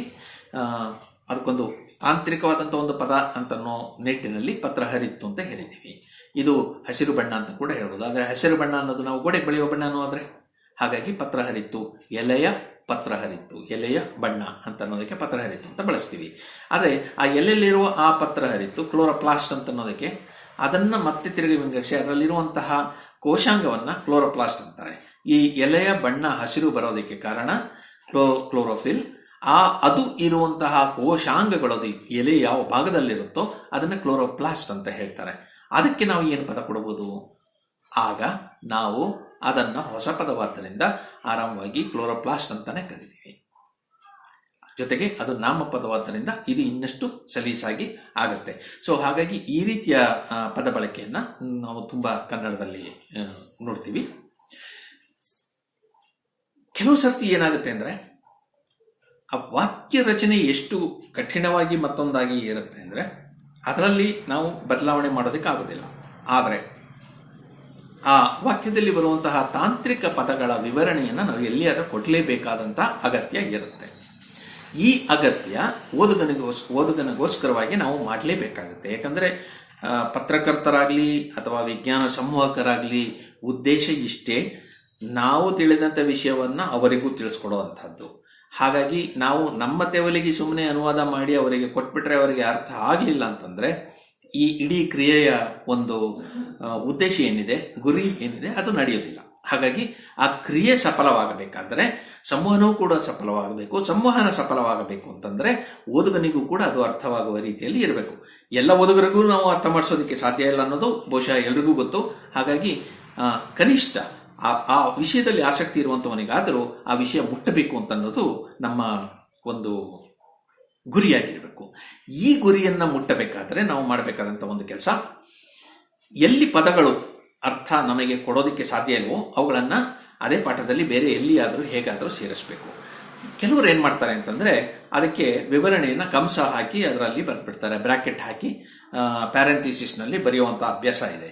ಇದನ್ನ ನೀವು ಪಾಠದಲ್ಲಿ ಬರೆಯೋದು ತುಂಬಾ ಸುಲಭ ಆ ರೀತಿಯಲ್ಲಿ, ಆದ್ರೆ ಓದಬೇಕಾದ್ರೆ ಅದು ಯಾಕೋ ಅಡಚಣೆ ಆಗುತ್ತೆ. ಈ ರೀತಿ ಮೂರು ವಾಕ್ಯಗಳಲ್ಲೂ ಮಧ್ಯ ಒಂದು ಕಂಸದಲ್ಲಿ ಇಷ್ಟಿಷ್ಟು ವಿವರಣೆಗಳು ಬರ್ತಾ ಇದ್ರೆ ಓದುವವನಿಗೆ ಬೇಜಾರಾಗುತ್ತೆ, ಅವನು ಓದದೆ ಮುಂದೆ ಹೋಗ್ತಾನೆ, ಮತ್ತೆ ತಿರುಗಿ ನಮ್ಮ ಸಂವಹನ ಕ್ರಿಯೆಗೆ ತೊಡಕಾಗುತ್ತೆ. ಆದ್ರಿಂದ ನಾವೇನ್ ಮಾಡಬೇಕು, ಆ ವಾಕ್ಯಗಳಲ್ಲಿ ನಾವು ಕೊಡಲಾಗದಂತಹ ಆ ಅರ್ಥವನ್ನ ಬೇರೆಲ್ಲಿಯಾದರೂ ಕೊಡುವಂತಹ ಒಂದು ಪ್ರಯತ್ನ ಮಾಡಬೇಕು. ಒಂದು ಅಡಿಷನಲ್, ಒಂದು ಅಧಿಕವಾದಂತಹ ಒಂದು ವಾಕ್ಯವನ್ನು ಸೇರಿಸಬಹುದು, ಅಡಿಷನಲ್ ಸೆಂಟೆನ್ಸ್ ಹಾಕಬಹುದು. ಅಥವಾ ನಾವು ಪುಸ್ತಕವನ್ನು ಬರೀತೀವಾದ್ರೆ ಒಂದು ಅರ್ಥ ವಿವರಣೆಯ ಪಟ್ಟಿಯನ್ನು ನಾವು ಕೊನೆಯಲ್ಲಿ, ಪುಸ್ತಕದ ಕೊನೆಯಲ್ಲಿ ಕೊಡಬಹುದು. ಇಲ್ಲಿ ನಾವು ಅದನ್ನು ಗುರುತು ಹಾಕಬಹುದು. ಅಥವಾ ಅಡಿಬರಹವನ್ನ ಕೂಡ ಕೊಡಬಹುದು. ಅಂದ್ರೆ ಅಡಿ ಟಿಪ್ಪಣಿ ಅಂತ ನಾವೇನು ಹೇಳ್ತೀವಿ, ಪೇಜ್ನ ಕೆಳಭಾಗದಲ್ಲಿ ಹಾಕುವಂತಹ ಎಂಡ್ ನೋಟ್ಸ್ ಏನಿವೆ ಅವನ್ನು ಕೂಡ ನಾವು ಕೊಡೋದಕ್ಕೆ ಸಾಧ್ಯ ಆಗುತ್ತೆ. ಆದರೆ ಈ ರೀತಿಯ ಎಲ್ಲ ಕ್ರಿಯೆಗಳನ್ನ ನಾವು ಬೇರೆ ಬೇರೆ ಸಂದರ್ಭದಲ್ಲಿ ಬೇರೆ ಬೇರೆ ರೀತಿಯಲ್ಲಿ ಮಾಡಬೇಕಾಗುತ್ತೆ. ವರದಿಯಲ್ಲಿ ಇರೋದೇ 600 ಪದ ಸಾರ್, ಅದರಲ್ಲಿ ನೀವು ಅಡಿ ಟಿಪ್ಪಣಿ ಇದು ಎಲ್ಲ ಕೊಟ್ಟರೆ ನಮ್ಮ ಡೆಸ್ಕ್ ನಲ್ಲಿ ಅದನ್ನ ಕಟ್ ಮಾಡಿಬಿಡ್ತಾರೆ ಅಂತನ್ನುವಾಗ, ಯಾಕಂದ್ರೆ ನಿಮ್ಮ ವರದಿಯ ಸ್ವರೂಪ ಕೂಡ ಹಾಗೆ ಇರುತ್ತೆ, ಇನ್ವರ್ಟೆಡ್ ಪಿರಾಮಿಡ್ ಅಂತ ನಾವು ಹೇಳ್ತೀವಲ್ಲ ಆ ರೀತಿಯಲ್ಲಿ ಇರುತ್ತೆ. ಕೆಳಗಿಂದನ ಕಟ್ ಮಾಡೋದಕ್ಕೆ ತುಂಬಾ ಸರಳವಾಗಿರ್ಬೇಕು. ಹಾಗಾದಾಗ ನೀವು ಅತ್ಯಂತ ಜಾಣತನದಿಂದ ನಿಮ್ಮ ಪಾಠದ ಮಧ್ಯದಲ್ಲಿಯೇ ಈ ವಿವರಣೆಯನ್ನು ಕೂಡ ಸ್ವಲ್ಪ ಮಟ್ಟಿಗೆ ಕೊಟ್ಟು ಅರ್ಥ ಆಗುವ ಹಾಗೆ ಮಾಡಿ ಮುಂದಕ್ಕೆ ಹೋಗಬೇಕಾಗತ್ತೆ. ಪದರಚನೆಗೆ ನಮಗೆ ಮಾಡೋದಕ್ಕೆ ನಾವು ರೆಡಿ ಇದ್ರೂ ಕೂಡ ಕೆಲವು ಸವಾಲುಗಳಿವೆ. ಈ ಸವಾಲುಗಳನ್ನು ನಾವು ಎದುರಿಸಬೇಕಾದ್ರೆ ಈ ಕೆಲವು ವಿಷಯಗಳನ್ನ ಅರ್ಥ ಮಾಡ್ಕೊಳ್ಬೇಕು. 3 ಮುಖ್ಯ ಸವಾಲುಗಳು ಬರ್ತವೆ. ಒಂದು ಪಾರಿಭಾಷಿಕ ಪದಗಳು, ಅಂದ್ರೆ ನಾವು ಆಗ್ಲೇ ತಾಂತ್ರಿಕ ಪದಗಳು ಅಂತ ಏನಿದೆಯಾ, ತಾಂತ್ರಿಕ ಮತ್ತು ಪಾರಿಭಾಷಿಕ ಪದಗಳು, ಕನ್ನಡದಲ್ಲಿ ಇಲ್ಲದೆ ಇರುವಂತಹ ಪದಗಳನ್ನ ಹೊಸದಾಗಿ ಸೃಷ್ಟಿ ಮಾಡಬೇಕಾದಂತಹ ಅಗತ್ಯ. ಸೊ ಹಾಗಾಗಿ ಅದು ಕೂಡ ನಮ್ಮ ಕೆಲವು ಬರವಣಿಗೆಗೆ ಅಡ್ಡಿಯಾಗುತ್ತೆ. ಎರಡನೇದು ಹೊಸ ಪದಗಳು. ಹೊಸ ಪದಗಳು ಅಂದ್ರೆ ನಮ್ಮ ವಿಜ್ಞಾನಿಗಳು ಎಂಥ ಪ್ರವೃತ್ತಿಗಳು ಅಂದ್ರೆ ಅವರು ಸಂಶೋಧನೆಯಲ್ಲಿ ಹೊಸ ವಿಷಯಗಳನ್ನು ಕಂಡುಹಿಡಿಯೋದಷ್ಟೇ ಅಲ್ಲ, ತಾವು ಕಂಡುಹಿಡಿದ ವಿಷಯವನ್ನ ಹೇಳೋದಕ್ಕೆ ಪ್ರತಿ ದಿವಸವೂ ಕೂಡ ಕನಿಷ್ಠ ಅಂದ್ರೆ ಒಂದು 200ರಿಂದ 250 ಹೊಸ ಪದಗಳನ್ನು ಸೃಷ್ಟಿ ಮಾಡ್ತಾರಂತೆ. ಇದು ಜೀವ ವಿಜ್ಞಾನದಲ್ಲಿ. ಇನ್ನು ಫಿಸಿಕ್ಸು, ಕೆಮಿಸ್ಟ್ರಿ, ಮ್ಯಾಥಮೆಟಿಕ್ಸ್ ಹೀಗೆ ಪ್ರತಿಯೊಂದು ವಿಷಯವನ್ನು ಸೇರಿಸ್ಕೊಂಡ್ರೆ ನಿಮಗೆ ಒಂದು ದಿನಕ್ಕೆ ಏನಿಲ್ಲ ಅಂದ್ರೂ 600ರಿಂದ 700 ಪದಗಳು ಸೃಷ್ಟಿಯಾಗ್ತಾ ಇರ್ತವೆ. ಈ ಎಲ್ಲ ಪದಗಳು ಕೂಡ ನಿಘಂಟಿನಲ್ಲಿ ಸೇರತ್ಯಾ ಅಂತ ಕೇಳಬೇಡಿ, ಯಾಕಂದ್ರೆ ಅದು ಪದಗಳು ಅರ್ಥ ಪಡೆದುಕೊಳ್ಳೋದು ಹಾಗೂ ಒಂದು ನಿಘಂಟಿನಲ್ಲಿ ಸೇರೋದು ಬಳಕೆಯ ಆಧಾರದ ಮೇಲೆ. ನಾವು ಎಷ್ಟರ ಮಟ್ಟಿಗೆ ಇವನ್ನೆಲ್ಲ ಬಳಸ್ತೀವಿ ಅದರ ಆಧಾರದ ಮೇಲೆ ಅವು ನಿಘಂಟಿನಲ್ಲಿ ಸೇರ್ತವೆ ಅಥವಾ ನಮ್ಮ ನಿತ್ಯ ಬಳಕೆಯಲ್ಲಿ ಬರ್ತವೆ. ಈಗ ಉದಾಹರಣೆಗೆ ಅಭಿಯಂತರ ಅಂತ ನಾವು ಎಷ್ಟೋ ಕಡೆ ನೋಡಿದ್ದೀವಿ, ಅನುವಾದ ಮಾಡಿದ್ದಾರೆ, ಆದರೆ ಅದನ್ನು ನಾವು ಯಾರು ಬಳಸೋದಿಲ್ಲ, ಇಂಜಿನಿಯರ್ ಅಂತಾನೆ ಹೇಳ್ತೀವಿ. ಅದೇ ರೀತಿಯಲ್ಲಿ ಪೊಲೀಸು ಅಂತಾನೆ ಹೇಳ್ತೀವಿ, ಎಲ್ಲೂ ಕೂಡ ಆರಕ್ಷಕ ಅಂತ ಹೇಳೋದಿಲ್ಲ. ಯಾಕೆ? ಬರೆಯೋದಕ್ಕೆ ಕಷ್ಟ, ಓದೋದಕ್ಕೆ ಕಷ್ಟ, ನಮ್ಮ ಓದುವಿಕೆಗೆ ಅಡ್ಡಿ ಆಗುತ್ತೆ ಅನ್ನೋ ಕಾರಣಕ್ಕೋಸ್ಕರವಾಗಿ ಇವುಗಳು ಬಳಕೆಯಲ್ಲಿ ಬಂದಿಲ್ಲ ಅಷ್ಟೇ ಹೊರತು ಆ ಪದಗಳನ್ನ ಇಂಥವ್ರು ಸೃಷ್ಟಿ ಮಾಡಿದ್ರು, ಅಂಥವ್ರು ಸೃಷ್ಟಿ ಮಾಡಿದ್ರು, ಈ ಭಾಷೆಯಿಂದ ಮಾಡಿದ್ರು, ಆ ಭಾಷೆಯಿಂದ ಮಾಡಿದ್ರು ಅಂತ ಅನ್ನೋದಲ್ಲ. ಅಷ್ಟೇ ಕಷ್ಟವಾದಂಥ ಇಂಗ್ಲಿಷ್ನಲ್ಲಿ ಬರುವಂಥ ಪದಗಳನ್ನು ನಾವು ಬಹಳ ಸುಲಭವಾಗಿ ಬಳಸ್ಕೊಂಡು ಹೋಗ್ತಿದ್ದೀವಿ. ಸೊ ಇದು ಬಳಕೆಯಲ್ಲಿ ಪದಗಳು ಬರೋದಕ್ಕೆ ಏನು ಕಾರಣ ಅಂತ ಅನ್ನೋದು ಇವತ್ತಿನವರೆಗೆ ನಿರ್ದಿಷ್ಟವಾಗಿ ಹಿಂಗೆ ಹಾಗೆ ಅಂತ ಹೇಳೋದಕ್ಕೆ ಆಗೋದಿಲ್ಲ. ಕಾಲಾಂತರದಲ್ಲಿ ಒಂದೊಂದು ಕಾಲದಲ್ಲಿ ಇದು ಬೇರೆ ಬೇರೆ ರೀತಿಯಲ್ಲಿ ಈ ಪದಗಳ ಬಳಕೆ ಆಗ್ತಾ ಇರುತ್ತೆ. ಅದನ್ನು ನಾವು ಗಮನದಲ್ಲಿ ಇಟ್ಕೊಂಡ್ರೆ ಹೊಸ ಪದಗಳು ಪ್ರತಿನಿತ್ಯ ಸೃಷ್ಟಿಯಾಗುವಾಗ ಅವುಗಳು ಸೂಚಿಸುವಂತ ಅರ್ಥವನ್ನು ನಾವು ಹೇಗೆ ತಿಳಿಸೋದು ಅದು ಮುಖ್ಯ ಆಗುತ್ತೆ. ಆಮೇಲೆ ಸಂಕ್ಷಿಪ್ತ ಪದಗಳು, ನಾನು ಅದರ ಬಗ್ಗೆ ಆಗ್ಲೇ ಹೇಳಿದ್ದೀನಿ, ಅದರ ಬಗ್ಗೆ ಹೆಚ್ಚಿಗೆ ಮಾತಾಡೋದಿಲ್ಲ. ಈ ಪಾರಿಭಾಷಿಕ ಪದಗಳಿದೆಯಲ್ಲ, ಅದು ಹೆಚ್ಚಿನ ಮಟ್ಟಿಗೆ ನಾವೇನು ಅನ್ಕೊಳ್ತೀವಿ, ಟೆಕ್ನಿಕಲ್ ವರ್ಡ್ಸ್ ಅಂತ ಅನ್ಕೊಳ್ತೀವಿ. ಖಂಡಿತ ಇಲ್ಲ. ಕೆಲವೊಂದು ಸರ್ತಿ ನಮಗೆ ತುಂಬಾ ಪರಿಚಯ ಈ ಪದ ಅಂತ ಅನ್ನೋದೇನೆ ತೊಡಕುಂಟು ಮಾಡುತ್ತೆ. ಉದಾಹರಣೆಗೆ ಟ್ರಾನ್ಸ್ಲೇಷನ್ ಅಂತ ಇಟ್ಕೊಳ್ಳಿ. ಟ್ರಾನ್ಸ್ಲೇಷನ್ ಅನ್ನೋ ಪದವನ್ನ ನಾವು ಅನುವಾದ, ಭಾಷಾಂತರಣ ಅಂತ ಹೇಳ್ತೀವಿ. ಆದರೆ ವೈದ್ಯರು ಅದನ್ನ ಬಳಸಬೇಕಾದ್ರೆ ಅದನ್ನ ಬೇರೆ ರೀತಿಯಲ್ಲೇ ಬಳಸ್ತಾರೆ. ವೈದ್ಯರು ಅಲ್ಲಿ ವೈದ್ಯರು ಅದನ್ನ ಅನ್ನೋದಕ್ಕಿಂತ ವೈದ್ಯಕೀಯ ಸಂಶೋಧಕರು ಅಂತ ಹೇಳ್ತೀನಿ. ಅವರು ಏನು ಅಂತಂದ್ರೆ ಜೀವವಿಜ್ಞಾನದಲ್ಲಿ ಕಂಡಂತ ಯಾವುದೋ ಒಂದು ಪ್ರಕ್ರಿಯೆಯನ್ನ ನಾವು ವೈದ್ಯದಲ್ಲಿ ಹೇಗೆ ಬಳಸುವುದು ಅಂತ ಅನ್ನೋದಕ್ಕೆ ಟ್ರಾನ್ಸ್ಲೇಷನ್ ಅಂತ ಹೇಳ್ತಾರೆ. ವೈದ್ಯಕೀಯದಲ್ಲಿ ಅದನ್ನ ಚಿಕಿತ್ಸೆಗೆ ತರೋದಕ್ಕೆ ಅಂದ್ರೆ ಅನ್ವಯಕ್ಕೆ, ಅವರು ಬಳಕೆಗೆ ಟ್ರಾನ್ಸ್ಲೇಷನ್ ಅಂತ ಹೇಳ್ತಾರೆ. ಅದೇ ರೀತಿಯಲ್ಲಿ ಕೆಮಿಸ್ಟ್ರಿಯಲ್ಲಿ ಟ್ರಾನ್ಸ್ಲೇಷನ್ ಅಂತ ಅನ್ನೋದು ಈಗ ನನ್ನ ಕೈ ಹೀಗಿದೆ ಅಂತ ಅನ್ನೋದಾದ್ರೆ ಅದು ಹೀಗೆ ಪಲ್ಲಟಗೊಳ್ಳುತ್ತೆ, ಅಂದ್ರೆ ಆಕಾರ ಬೇರೆ ರೀತಿಯಲ್ಲಿ ಆಗುವಂತದ್ದಕ್ಕೆ ಟ್ರಾನ್ಸ್ಲೇಷನ್ ಅಂತ ಹೇಳ್ತೀವಿ. ಇನ್ನು ಗಣಿತದಲ್ಲಿ ಬಂದ್ರೆ ಕೆಲವು ಸೂತ್ರಗಳ ಕ್ರಿಯೆಗಳಿವೆ, ಅವುಗಳ ಯಾವ ರೀತಿಯಲ್ಲಿ ಆಗುತ್ತೆ ಅನ್ನೋದಕ್ಕೆ ಇದನ್ನು ಆಪರೇಷನ್ಸ್ ಅಂತ ಹೇಳ್ತೀವಿ. ಈ ಪ್ರಕ್ರಿಯೆಗೆ ನಾವು ಟ್ರಾನ್ಸ್ಲೇಷನ್ ಅನ್ನೋ ಪದಗಳು ಇದೆ. ಸೊ ಹಾಗಾಗಿ ಯಾವ ವಿಷಯದ ಬಗ್ಗೆ ನಾವು ಮಾತಾಡ್ತಾ ಇದ್ದೀವಿ ಅಂತನ್ನೋದರ ಬಗ್ಗೆ ನಾವು ಗಮನ ಇಟ್ಟುಕೊಂಡು ಆ ಪದದ ಅರ್ಥವನ್ನ ಆ ರೀತಿಯಲ್ಲಿ ಬಳಸಬೇಕಾಗುತ್ತೆ. ಇನ್ನೊಂದು ಸವಾಲು ಏನಂತಂದ್ರೆ, ಬಹಳ ನಾವು ನಿತ್ಯ ಜೀವನದಲ್ಲಿ ಬಳಸುವಂತಹ ಪದಗಳಿಗೆ ವಿಶೇಷವಾದಂತಹ ಅರ್ಥಗಳು ಕೂಡ ತುಂಬಾ ಕಡೆಯಲ್ಲಿ ಬರುತ್ತೆ. ಈಗ ಉದಾಹರಣೆಗೆ ಮಾಡೆಲ್ ಅಂತ ಹೇಳ್ತೀವಿ. ಮಾಡೆಲ್ ಅಂದ್ರೆ ಮಾದರಿ ಅಂತ ಹೇಳ್ತೀವಿ. ಈ ಮಾದರಿ ಅಂತ ಅನ್ನೋದು ಒಂದು ಮ್ಯೂಸಿಯಂನಲ್ಲಿ ನೋಡಿದಾಗ ಅದು ಬೇರೆ ರೀತಿಯಲ್ಲಿ ಆಗುತ್ತೆ. ಆದರೆ ಜೀವ ವಿಜ್ಞಾನದಲ್ಲಿ ಆ ಮಾಡೆಲ್ಲೇ ಬೇರೆ, ಗಣಿತದಲ್ಲೇ ಬೇರೆ. ಸೊ ಈಗ ಮ್ಯಾಥಮ್ಯಾಟಿಕಲ್ ಮಾಡೆಲ್ ಅಂತಂದಾಗ ಇತ್ತೀಚೆಗೆ ನಾವು ಕೋವಿಡ್ನ ಸಂದರ್ಭದಲ್ಲಿ ತುಂಬಾ ಕಡೆಯಲ್ಲಿ ಇದನ್ನು ಕೇಳಿದ್ವಿ. According to mathematical models the third wave will be like this ಅಂತ ಹೇಳ್ತಾರೆ. ಹಾಗಂದ್ರೆ ಏನು? ಹಾಗಂದ್ರೆ ಇಷ್ಟೇ, ಇದುವರೆಗೆ ನಮಗೆ ಗೊತ್ತಾಗಿರುವಂತಹ ಮಾಹಿತಿಯನ್ನು ಇಟ್ಕೊಂಡು ಆ ಮಾಹಿತಿಯನ್ನ ಕೆಲವು ನಿರ್ದಿಷ್ಟ ವ್ಯತ್ಯಾಸ ಮಾಡಿದರೆ ಏನಾಗಬಹುದು ಅಂತ ಊಹಿಸುವಂತಹ ಒಂದು ಗಣನೆ, ಲೆಕ್ಕಾಚಾರ ಹೆಚ್ಚಿನ ಮಟ್ಟಿಗೆ. ಈ ಲೆಕ್ಕಾಚಾರ ಒಂದೊಂದಕ್ಕೂ ಬೇರೆ ಬೇರೆ ಆಗ್ಬೋದು. ಉದಾಹರಣೆಗೆ ಒಂದು ಸಣ್ಣ ಲಡ್ಡು ಅಲ್ಲ, ಪೂರಿ ಇದೆ ಅಂತ ಇಟ್ಕೊಳ್ಳಿ. ಈ ಪೂರಿಯನ್ನ ನಾವು ಅದರ ತೇವಾಂಶ ಎಷ್ಟಿದೆ ಅದನ್ನು ಓದು ಅಂತನೋ ಲೆಕ್ಕಾಚಾರ ಹಾಕೋದು ಕೂಡ ಸಾಧ್ಯ ಆಗುತ್ತೆ ಗಣಿತದಲ್ಲಿ. ಅದೇ ರೀತಿಯಲ್ಲಿ 1,00,000 ಜನರಲ್ಲಿ ಪಾಸಿಟಿವಿಟಿ ರೇಟ್ 5 ಇದೆ ಅಂತನ್ನುವಾಗ ಎಷ್ಟು ದಿವಸದಲ್ಲಿ ಎಲ್ರಿಗೂ ಕೂಡ ಈ ಸೋಂಕು ತಗುಲಬಹುದು ಅಂತನ್ನುವ ಲೆಕ್ಕಾಚಾರವನ್ನು ಕೂಡ ನಾವು ಹಾಕ್ಬೋದು. ಅದಕ್ಕೆ ಹಲವಾರು ಕಂಡೀಷನ್ಸ್ಗಳು ಕೂಡ ಇರ್ತವೆ. ಇಂಥವನ್ನ ಮ್ಯಾಥಮೆಟಿಕಲ್ ಮಾಡೆಲಿಂಗ್ ಅಂತ ಹೇಳ್ತೀವಿ. ಸೊ ಈ ಮಾಡೆಲ್ ಅನ್ನೋದನ್ನ ನಾವು ಮಾದರಿ ಎನ್ನುವುದನ್ನ ನೇರವಾಗಿ ಮಾದರಿ ಅಂತಾನೆ ನಾವು ಮಾಡಿಬಿಟ್ರೆ ಬಹುಶಃ ಜನಗಳಿಗೆ ಅರ್ಥ ಆಗುದಿಲ್ಲ. ಹಾಗಾಗಿ ಅಲ್ಲಿ ನಾವು ಇನ್ನೇನಾದರೂ ಒಂದು ಪದವನ್ನು ಮತ್ತೊಂದನ್ನು ಸೇರಿಸಿ ಅದರ ಅರ್ಥ ಏನು ಅನ್ನೋದನ್ನು ಕೂಡ ವಿವರಿಸಿ ಹೇಳಬೇಕಾಗತ್ತೆ. ಇದು ನಾವು ಅಂದುಕೊಂಡಿರೋದಲ್ಲ ಅಂತ ಅನ್ನೋದನ್ನಾದ್ರೂ ನಾವು ಸ್ಪಷ್ಟಪಡಿಸಬೇಕಾಗುತ್ತೆ. ಹಾಗೆ ರೀಡಿಂಗ್ ಅಂತ ಅನ್ನೋದು, ಎಕ್ಸ್ಪ್ರೆಷನ್ ಅಂತ ಅನ್ನೋದಕ್ಕೆ ಅಭಿವ್ಯಕ್ತಿ ಅಂತ ನಾವು ಹೇಳ್ತೇವೆ. ಜೀವ ವಿಜ್ಞಾನದಲ್ಲಿ ಅದಕ್ಕೆ ಬೇರೆ ಇದೆ ಅರ್ಥ ಇದೆ. ಹಾಗೆ ಕ್ರೈ ಅನ್ನೋದು ಅಳೋದಲ್ಲ, ಅದು ಒಂದು ಪ್ರೋಟೀನ್. ನಾವು ತುಂಬಾ ಮಾತಾಡುವಂತಹ ಈ ಬಿಟಿ ಬದನೆ ಅಥವಾ ಬಿಟಿ ಹತ್ತಿ ಇವುಗಳಲ್ಲಿ ಅತ್ಯಂತ ಪ್ರಮುಖ ಪಾತ್ರ ವಹಿಸುವಂತಹ ಒಂದು ಜೀನ್ಗೆ ಕ್ರೈ ಅಂತ ಹೇಳ್ತಾರೆ. ಆ ಜೀನ್ನಿಂದ ಉತ್ಪನ್ನವಾಗುವಂತಹ ಪ್ರೋಟೀನ್ ಕೂಡ ಕ್ರೈ ಪ್ರೋಟೀನ್ ಅಂತ ಹೇಳ್ತಾರೆ. ಸೊ ಅಲ್ಲಿ ನಾವು ಕ್ರೈ ಅನ್ನೋದನ್ನು ನೋಡಿಕೊಂಡು ಇದು ಒಳವ ಪ್ರೋಟೀನ್ ಅಂತ ಅಂದ್ಬಿಟ್ರೆ ಅರ್ಥ ಬಹಳ ಕೆಟ್ಟದಾಗುತ್ತೆ. ಏನ್ ಸರ್ ಅಷ್ಟು ನಮಗೆ ಗೊತ್ತಿಲ್ವಾ ಅಂತ ನೀವು ಹೇಳಬೇಡಿ, ಇದು ಕೂಡ ಆಗುತ್ತೆ. ಯಾಕಂದ್ರೆ ಇತ್ತೀಚೆಗೆ ಮೆಷಿನ್ ಟ್ರಾನ್ಸ್ಲೇಷನ್ ಅಂತನ್ನುವ ಒಂದು ಬಳಕೆ ಇದೆ. ಬಹಳಷ್ಟು ಇದನ್ನು ಬಳಸ್ತೀವಿ. ಈ ತುರ್ತು ಸಮಯದಲ್ಲಿ ನಮಗೆ ಅನುವಾದ ಮಾಡಬೇಕಾದಾಗ ಗೂಗಲ್ ಅನುವಾದವನ್ನು ಬಳಸ್ತೀವಲ್ಲ, ಅದು ಮೆಷಿನ್ ಟ್ರಾನ್ಸ್ಲೇಷನ್. ಇವು ಹಲವಾರು ಸೂತ್ರಗಳನ್ನು ಇಟ್ಕೊಂಡು ಅದಕ್ಕೆ ತಕ್ಕ ಹಾಗೆ ಅನುವಾದವನ್ನು ಮಾಡ್ತವೆ. ಖಂಡಿತ ನಿತ್ಯ ಬಳಕೆಗೆ ನಾನು ಊಟ ಮಾಡಬೇಕು ಅಂತ ನೀವು ಹೇಳಿದ್ರೆ ಅದಕ್ಕೆ ಅನುವಾದ ಅದು ಬಹುಶಃ ಕೊಡುತ್ತೆ. ಆದರೆ ಎಲ್ಲ ಸಂದರ್ಭದಲ್ಲೂ ಕೂಡ ಅದು ನಿಖರವಾದ ಅನುವಾದವನ್ನು ಕೊಡೋದು ಕಷ್ಟ, ಕೊಡೋದಿಲ್ಲ ಅಂತ ಅನ್ನೋದನ್ನು ಕೂಡ ನಾವು ತಿಳ್ಕೊಳ್ಬೇಕು. ಇದನ್ನು ನಾವು ತಮಾಷೆಯಾಗಿ ಕೆಲವು ಸರ್ತಿ ಉದಾಹರಣೆಯಾಗಿ ಕೊಟ್ಟು ಹೇಳಿದ್ರು ಹಲವಾರು ಸಂದರ್ಭಗಳಲ್ಲಿ ನಮಗೆ ಆ ಮೂಲದ ಅರಿವು ಸರಿಗೆ ಇಲ್ಲದೆ ಇದ್ದಾಗ ಅನುವಾದಗಳಲ್ಲಿ ತೊಂದರೆ ಆಗುವಂಥದ್ದು ಉಂಟು. ಸಾಧಾರಣವಾಗಿ ಜನ ಈ ಮಾತು ಹೇಳ್ತಾರೆ ಲಾಸ್ಟ್ ಇನ್ ಟ್ರಾನ್ಸ್ಲೇಷನ್ ಅಂತ ಅಂದ್ಬಿಟ್ಟು. ಆದರೆ ಈ ಲಾಸು ಕೆಲವು ಸರ್ತಿ ಬಹಳ ಭಾರಿಯಾಗಿರ್ಬೋದು. ನಾವು ಒಂದು ಅನುವಾದಕ್ಕೋಸ್ಕರವಾಗಿ ಒಂದು ಪಾಠವನ್ನು ಕಳಿಸಿದ್ವಿ. ಅದರಲ್ಲಿ ಈಸ್ಟ್ ಕಲ್ಚರ್ ಅಂತನ್ನೋ ಒಂದು ಪದ ಇತ್ತು. ನಾನು ಹೇಳಿದ್ನಲ್ಲ ಮುಂಚೆನೆ ಹೇಳಿದಾಗೆ ವಿಜ್ಞಾನಿಗಳಿಗೆ ಈ ಒಂದು ದುರ್ಗುಣ ಇದೆ. ಅಂದರೆ 2 ನಾಮಪದಗಳನ್ನು ಸೇರಿಸಿ ಮತ್ತೊಂದು ಹೊಸ ನಾಮಪದವನ್ನ ಸೃಷ್ಟಿ ಮಾಡುವಂಥದ್ದು.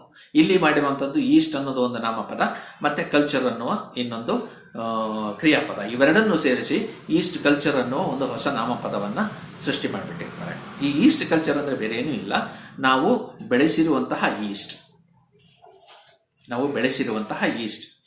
ಇನ್ನೂ ನೀವು ಅದೇ ರೀತಿಯಲ್ಲಿ ಅನುವಾದ ಮಾಡಬೇಕು ಅಂದರೆ ಕೃಷಿ ಮಾಡಿದ ಈಸ್ಟ್, ಅಥವಾ ಇನ್ನೂ ಇರಬೇಕು ಅಂದರೆ ಈಸ್ಟ್ ಕೃಷಿ. ಈಸ್ಟ್ ಅನ್ನೋದು ಏನೋ ಒಂದು ಬೂಸ್ಟ್, ಅದನ್ನು ನಾವು ಕೃಷಿ ಮಾಡಿರ್ತೀವಿ. ಸೊ ಇದು ಈಸ್ಟ್ ಕೃಷಿ. ಈಗ ಇದನ್ನ ಅನುವಾದ ಮಾಡಬೇಕಂದ್ರೆ ಹೇಗೆ ಮಾಡಬೇಕು? ಆ ಪುಣ್ಯಾತ್ಮರು ಯಾರೋ ಈಸ್ಟ್ ಸಂಸ್ಕೃತಿ ಅಂತ ಮಾಡಿಬಿಟ್ಟಿದ್ರು.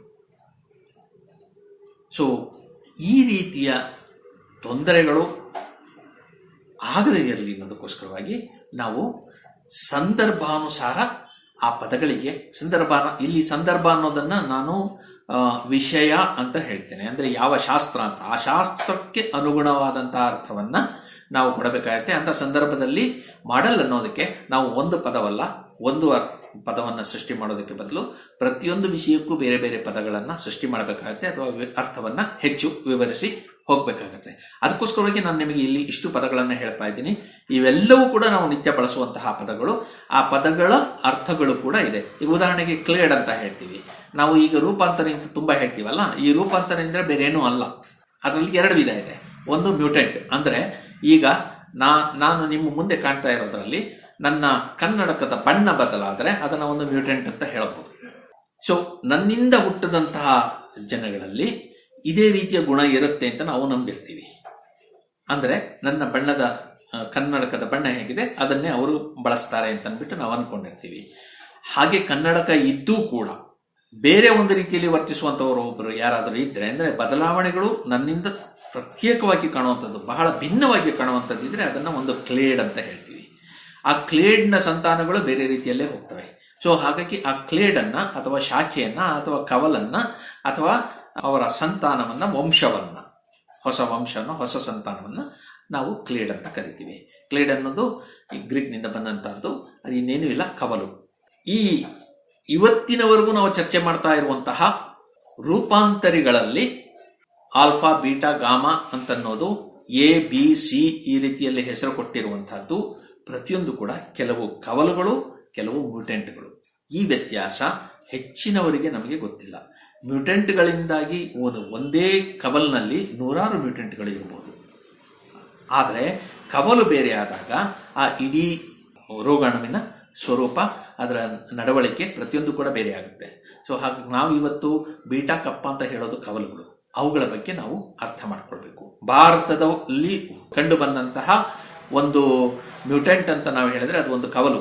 ಈ ರೀತಿಯ ನೂರಾರು ಸಾವಿರಾರು ಮ್ಯೂಟೆಂಟ್ಗಳು ಎಲ್ಲ ಕಡೆಯಲ್ಲೂ ಇರ್ತವೆ. ಆದರೆ ಇದು ಮೂಲದಿಂದ ಬೇರೆಯಾಗಿ ಬೆಳೆಯುವಂತಹ, ಮೂಲದಿಂದ ಬೇರೆಯಾಗಿ ನಡೆದುಕೊಳ್ಳುವಂತಹ, ಆ ರೀತಿಯ ಗುಣ ಇರುವಂತಹ, ಸ್ವರೂಪ ಇರುವಂತಹ ವೈರಸ್ ಅಂತ ಅನ್ನೋದಕ್ಕೆ ಕ್ಲೇಡ್ ಅಂತ ಹೇಳ್ತೀವಿ. ಹೀಗೆ ನಾವು ಪ್ರತಿಯೊಂದು ನಮ್ಮ ನಿತ್ಯ ಜೀವನದಲ್ಲಿ ಬಳಸುವಂತಹ ಪದಗಳನ್ನೆಲ್ಲ ಬೇರೆ ಬೇರೆ ಅರ್ಥ ಕೊಟ್ಟುಕೊಂಡು ವಿಜ್ಞಾನದಲ್ಲೂ ಬಳಸ್ತೀವಿ. ಇದರ ಅರಿವು ಪತ್ರಕರ್ತರಾದ ನಮಗೆ ಅನುವಾದ ಮಾಡೋದಕ್ಕೆ ಹೊರಟಾಗ ಇರಬೇಕಾಗುತ್ತೆ. ಅನುವಾದ ಮಾಡದೆ ನಾವೇ ಸ್ವಂತ ಬರಿತೀವಿ ಅಂತಂದ್ರೆ ಯಾವ ಅಡ್ಡಿನೂ ಇಲ್ಲ. ಆದರೆ ಅನುವಾದ ಮಾಡಬೇಕಾದಾಗ ಈ ಕೆಲವು ಅಂಶಗಳನ್ನು ನಾವು ತಿಳ್ಕೊಂಡೇ ಇರಬೇಕಾಗುತ್ತೆ. ಹೊಸ ಪದಗಳನ್ನು ರಚಿಸಬೇಕಾದ್ರೆ ಹೇಳಿದ್ನೆಲ್ಲ ತುಂಬಾ ಹೊಸ ಪದಗಳು ಬರ್ತವೆ. ಇದನ್ನ ನಿಯೋಲಾಜಿಸಮ್ ಅಂತ ಹೇಳ್ತಾರೆ. ಪ್ರತಿ ದಿವಸ 600-700 ಪದಗಳನ್ನು ವಿಜ್ಞಾನಿಗಳು ಸೃಷ್ಟಿ ಮಾಡ್ತಾನೆ ಇರ್ತಾರೆ. ಉದಾಹರಣೆಗೆ ತುಂಬಾ ಹಿಂದೆ ಜೀನೋಮ್ ಅಂತ ಒಂದು ಪದವನ್ನು ಸೃಷ್ಟಿ ಮಾಡಿದ್ರು. ಆ ಜೀನೋಮ್ನ ಅರ್ಥ 1960ರಲ್ಲಿ ಹೇಗಿತ್ತು, ಈಗ ಹಾಗಿಲ್ಲ.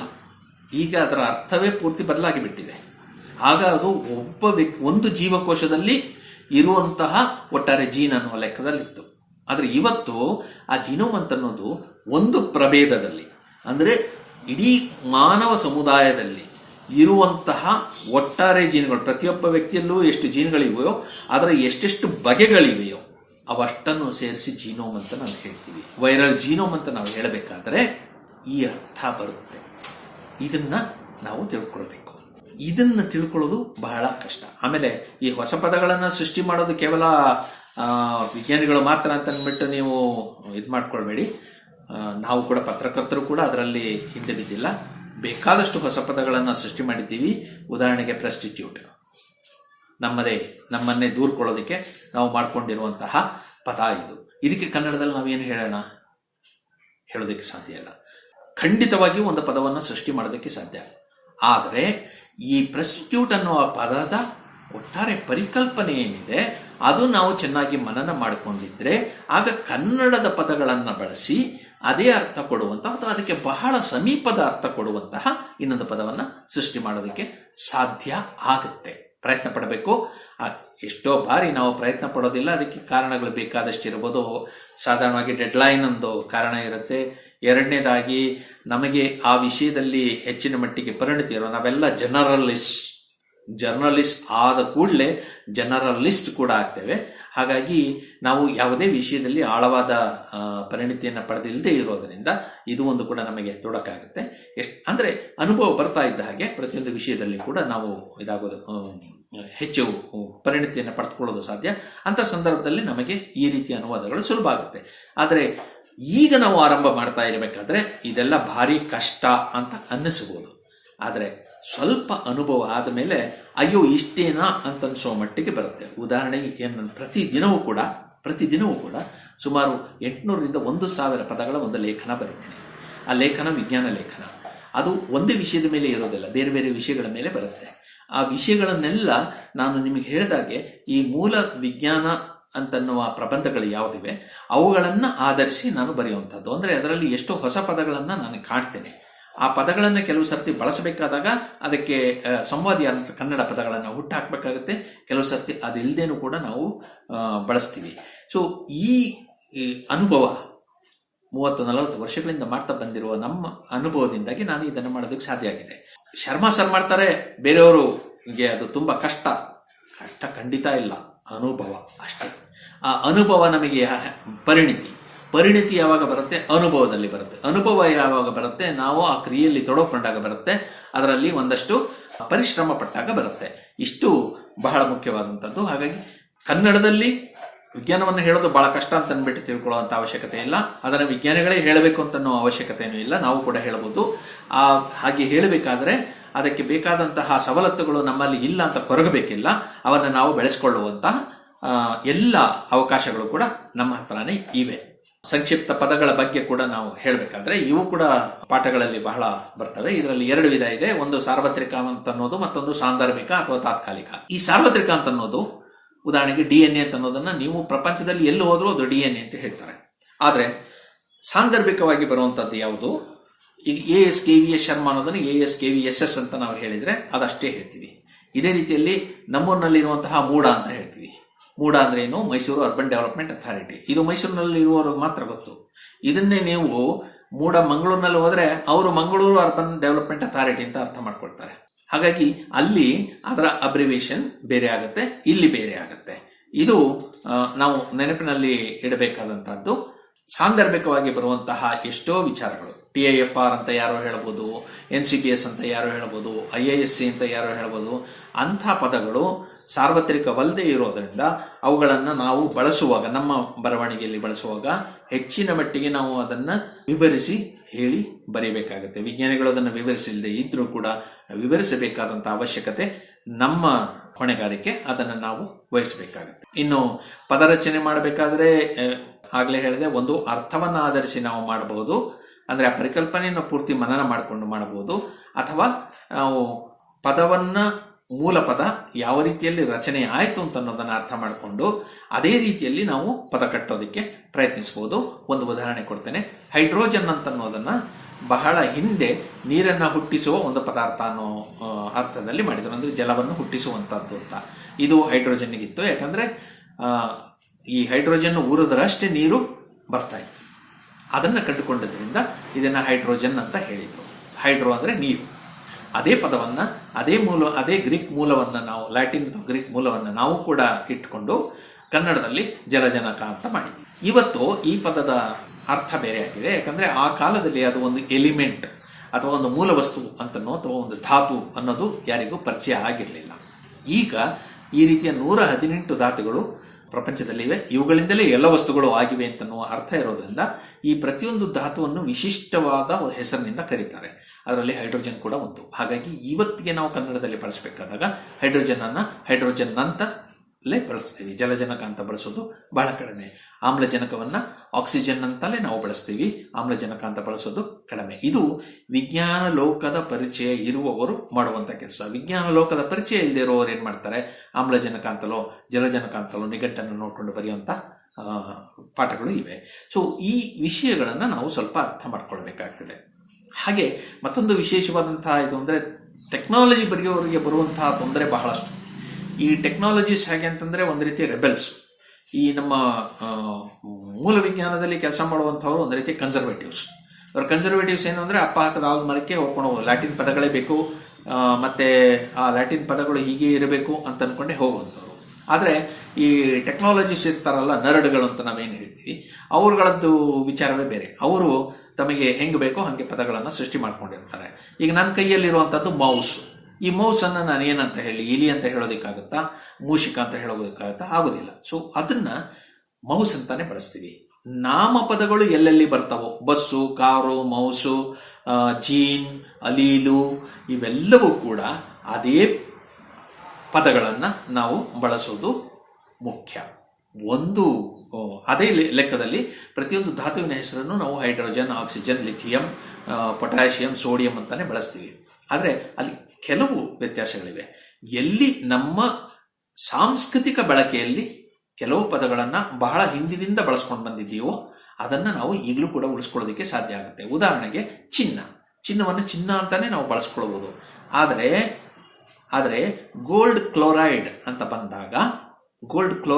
ಬಂದಾಗ ಅದನ್ನು ನಾವು ಚಿನ್ನದ ಕ್ಲೋರೈಡ್ ಅಂತ ಹೇಳೋದಕ್ಕೆ ಸಾಧ್ಯ ಆಗೋದಿಲ್ಲ.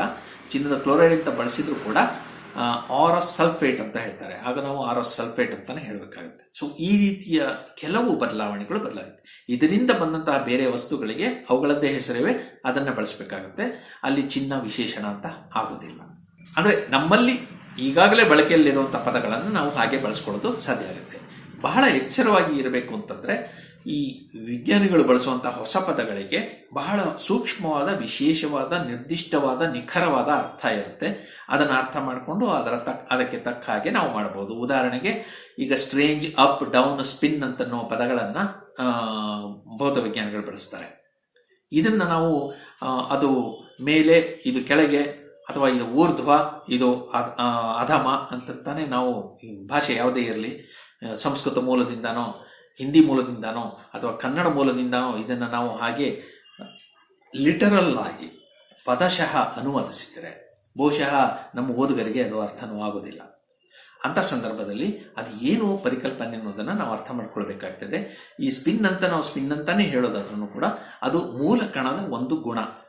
ಅದರಲ್ಲಿ ಎರಡು ವಿಧ ಇದೆ. ಒಂದು ಪಾಸಿಟಿವ್ ಸ್ಪಿನ್, ಇನ್ನೊಂದು ನೆಗೆಟಿವ್ ಸ್ಪಿನ್. ಅಂದರೆ ಒಂದು ಎಡಕ್ಕೆ ತಿರುಗ್ಬೋದು, ಒಂದು ಬಲಕ್ಕೆ ತಿರುಗ್ಬೋದು ಅನ್ನೋ ರೀತಿಯಲ್ಲಿ ಇರುತ್ತೆ. ಎಡಕ್ಕೆ ತಿರುಗೋದು, ಬಲಕ್ಕೆ ತಿರುಗೋದು ಅಲ್ಲ, ತಿರುಗೋದಿಲ್ಲ. ಅದು ಅದರ ಒಂದು ಗುಣ ಅಷ್ಟೇ. ಆ ಗುಣದಿಂದ ಎರಡು ಬೇರೆ ಬೇರೆ ಕಣಗಳನ್ನು ನಾವು ಗುರುತಿಸಬಹುದು ಅಷ್ಟೇ ಹೊರತು ಬೇರೇನೂ ಅಲ್ಲ. ಇದನ್ನ ಎರಡು ಸ್ಥಿತಿ ಅಂತ ಹೇಳ್ಬೋದು, ಎರಡು ಗುಣ ಅಂತ ಹೇಳ್ಬೋದು. ಅದು ನಮಗೆ ಅರ್ಥ ಆಗಿರಬೇಕು. ಈ 12 ಸೂತ್ರಗಳು ಇವೆ. ಇದು ನಾನು ನಿಮಗೆ ಕನ್ನಡದಲ್ಲಿ ಕೊಡಬೇಕಾಗಿತ್ತು. ಯಾಕಂದ್ರೆ ಈ 12 ಸೂತ್ರಗಳನ್ನು ರೂಪಿಸಿದವರು ಕನ್ನಡದವರು. ಈ 12 ಸೂತ್ರಗಳು ಹೊಸ ಪದಗಳನ್ನು ನಾವು ಸೃಷ್ಟಿಸಬೇಕಾದಾಗ ಪಾಲಿಸಬೇಕಾದಂತಹ ನಿಯಮಗಳು ಅಥವಾ ಥಂಬ್ ರೂಲ್ಸ್ ಅಥವಾ ಸೂತ್ರಗಳು ಅಂತಾನೆ ಇಟ್ಕೊಳ್ಳಿ. ಈ 12 ಸೂತ್ರಗಳನ್ನು ರಚಿಸಿದವರು ಕರ್ನಾಟಕ ರಾಜ್ಯ ವಿಜ್ಞಾನ ಪರಿಷತ್ತನ್ನು ಸ್ಥಾಪಿಸಿದಂತಹ ನಮ್ಮ ಹಿರಿಯರು ಪ್ರೊಫೆಸರ್ JR ಲಕ್ಷ್ಮಣರಾಯರು, ಅಡ್ಯನಡಕ ಕೃಷ್ಣ ಭಟ್ರು, GT ನಾರಾಯಣ ರಾಯರು, MA ಸೇತುರಾವ್ ಇವರೆಲ್ಲರೂ ಸೇರಿ ಈ 12 ಸೂತ್ರಗಳನ್ನು ನಿರ್ಮಿಸಿದ್ರು. ಇದು ಕರ್ನಾಟಕ ರಾಜ್ಯ ವಿಜ್ಞಾನ ಪರಿಷತ್ ಪ್ರಕಟಿಸಿರುವಂತಹ ಕನ್ನಡ ವಿಜ್ಞಾನ ಪದಕೋಶ ಅನ್ನುವ ಪುಸ್ತಕದ ಕೊನೆಯ ಪುಟದಲ್ಲಿ ಇದೆ. ಅಲ್ಲಿ ಹೊಸ ಪದಗಳನ್ನು ನಾವು ಟಂಕಿಸಬೇಕಾದ್ರೆ ಏನೇನು ಮಾಡಬೇಕು ಅಂತ ಇದೆ. ನಾನು ಇದನ್ನು ಹೆಚ್ಚಿಗೆ ವಿವರಿಸೋದಕ್ಕೆ ಹೋಗೋದಿಲ್ಲ. ಕೆಲವು ಸೂತ್ರಗಳನ್ನು ಅಷ್ಟೇ ಹೇಳ್ತೇವೆ. ನಾಮಪದಗಳನ್ನು ಹಾಗೆ ನಾವು ಎರವಲು ಪಡೆದುಕೊಳ್ಳೋಣ. ಹಾಗೆ ಈಗಾಗಲೇ ಬಳಕೆಯಲ್ಲಿರುವಂಥ ಪದಗಳನ್ನು ಹಾಗೆ ಬಳಸ್ಕೊಳ್ಳೋಣ. ಎಷ್ಟರ ಮಟ್ಟಿಗೆ ಸಾಧ್ಯ ಆಗುತ್ತೆ ಅಷ್ಟರ ಮಟ್ಟಿಗೆ ಒಂದು ಹೊಸ ಪದದ ಸೃಷ್ಟಿ ಹೇಗೆ ಆಗಿದೆ ಅಂತ ತಿಳ್ಕೊಂಡು ಅದೇ ರೀತಿಯಲ್ಲಿ ಮಾಡೋದಕ್ಕೆ ಪ್ರಯತ್ನಿಸೋಣ. ಕೆಲವು ಸಂದರ್ಭಗಳಲ್ಲಿ ಆ ಪರಿಕಲ್ಪನೆಯನ್ನ ತಿಳಿಸಿಕೊಡುವಂತಹ ಒಳ್ಳೆಯ ಪದ ನಮ್ಮ ಕನ್ನಡದಲ್ಲೇ ಇದ್ದರೆ ಅದನ್ನು ಬಳಸಿಕೊಳ್ಳೋಣ. ಈ ಕೊನೆಯ ಅಂಶದಲ್ಲಿ ನನ್ನ ಒಂದು ಅನುಭವವನ್ನು ಹೇಳಬೇಕು ಅಂದರೆ, ಸಾಧಾರಣವಾಗಿ ಸ್ಟೆಮ್ ಸೆಲ್ ಅಂತ ಈಗ ನಾವು ಮಾತಾಡ್ತೇವೆ. ಈ ಸ್ಟೆಮ್ ಸೆಲ್ ಪರಿಕಲ್ಪನೆ ಬಂದಾಗ ಆರಂಭದಲ್ಲಿ ಅದು ಜೀವಕೋಶ ಸಸ್ಯ ಶಾಸ್ತ್ರದಲ್ಲಿ ಬಂದಿತ್ತು, ಅಂದರೆ ಬಾಟ್ನಿಯಲ್ಲಿ. ಅಲ್ಲಿ ಬಂದಾಗ ಒಂದು ಕೋಶ ಒಡೆದು ಮತ್ತೊಂದಾಗತ್ತೆ, ಅದರ ಇನ್ನೊಂದು ಶಾಖೆ ಬರುತ್ತೆ ಅಂತ ಅನ್ನೋದಕ್ಕೋಸ್ಕರವಾಗಿ ಅದನ್ನು ಸ್ಟೆಮ್ ಸೆಲ್ ಅಂತ ಹೇಳಿದರು. ಅಂದರೆ ಕವಲೊಡೆದಂತಹ ಒಂದು ವಂಶವಾಹಿನಿ, ಕವಲೊಡೆಯುವಂತಹ ಕವಲೊಡೆಯುವ ಸಂದರ್ಭದಲ್ಲಿ ಆ ಮಾತನ್ನು ಆಡಿತು. ಆದರೆ ಇದೇ ರೀತಿಯ ಪ್ರಕ್ರಿಯೆಗಳು ನಮ್ಮ ದೇಹದಲ್ಲೂ ನಡೀತವೆ. ಈಗ ನಮ್ಮ ದೇಹದಲ್ಲಿರುವಂತಹ 10-20 ರಕ್ತದಲ್ಲಿರುವಂತಹ 10-20 ಬಗೆಯ ಜೀವಕೋಶಗಳು ಕೇವಲ ಒಂದು ಜೀವಕೋಶದಿಂದ ಕವಲೊಡೆದು ಬಂದಂತಹ ಬೇರೆ ಬೇರೆ ವಂಶದಲ್ಲಿ ಹುಟ್ಟಿದಂಥವು ಅಂತನ್ನೋದು ಆಗತ್ತೆ. ಅಂದ್ರೆ ಅವುಗಳಿಗೆ ಒಂದು ವಂಶವಾಹಿನಿ ಇದೆ, ಒಂದು ವಂಶ ವೃಕ್ಷ ಇದೆ ಅಂತನ್ನೋದು ಆಗತ್ತೆ. ಈ ವಂಶ ವೃಕ್ಷದ ಕವಲುಗಳನ್ನ ಹೇಳೋದಕ್ಕೋಸ್ಕರವಾಗಿ, ವಂಶ ವೃಕ್ಷದ ಮೂಲವನ್ನ ತಿಳಿಸೋದಕ್ಕಾಗಿ ಸ್ಟೆಮ್ ಸೆಲ್ ಅಂತ ಹೇಳಿದ್ರು. ಆ ಸ್ಟೆಮ್ ಸೆಲ್ ನಲ್ಲಿ ಕೂಡ ಈಗ ಸಾಕಷ್ಟು ಬದಲಾವಣೆಗಳಾಗಿವೆ. ಯಾವ ರೀತಿ ಬದಲಾವಣೆಗಳಾಗಿವೆ ಅಂದ್ರೆ, ಈಗಾಗಲೇ ಇರುವಂತಹ ಹೂವನ್ನ ಮತ್ತೆ ತಿರ್ಗ ನಾವು ಗಿಣ್ಣನ್ನಾಗಿ ಮಾಡಬಹುದು. ಅಂದ್ರೆ ಈಗಾಗಲೇ ಇರುವಂತಹ ಒಂದು ಚರ್ಮದ ಕೋಶವನ್ನ ಒಂದು ಸ್ಟೆಮ್ ಸೆಲ್ ಅನ್ನಾಗಿ ಮಾಡಬಹುದು. ಸೊ ಈ ರೀತಿಯ ಪ್ರಕ್ರಿಯೆಗಳು ಬಂದಾಗ ನಾವು ಅದನ್ನ ಕಾಂಡಕೋಶ ಅಂತ ಕರೆಯೋದು ಕಷ್ಟ ಆಗುತ್ತೆ. ಹೀಗಾಗಿ ಅದನ್ನ ಆಕರಕೋಶ ಅಂತನ್ನೋ ಹೆಸರಿನಲ್ಲಿ ಕರೆದಿದ್ವಿ. ಸೊ ಈ ಪದವನ್ನ ಬಹಳಷ್ಟು ಕಡೆಯಲ್ಲಿ, ಅಂದ್ರೆ ತಾಂತ್ರಿಕವಾಗಿ ಎಲ್ಲೆಲ್ಲಿ ಬಳಕೆ ಇದೆಯೋ ಅಲ್ಲೆಲ್ಲ ಬಳಸ್ತಿದ್ದೀವಿ. ನಾನಾಗಲೇ ಹೇಳಿದಾಗೆ ಸಾಧಾರಣವಾಗಿ ಈ ಸ್ಟೆಮ್ ಸೆಲ್ ಅನ್ನೋದಕ್ಕೆ 2 ಪದ ಇದೆ ಅಂತ ಅನ್ನೋದೇ ಗೊತ್ತಿಲ್ಲದೆ ಇದ್ದಾಗ ಜನ ಏನ್ ಮಾಡ್ತಾರೆ, ಸ್ಟೆಮ್ ಸೆಲ್ ಅಂತಾನೆ ಬಳಸ್ಕೊಂಡು ಹೋಗ್ತಾರೆ, ಸ್ಟೆಮ್ ಸೆಲ್ ಥೆರಪಿ ಅಂತಾನೆ ಹೇಳ್ತಾರೆ.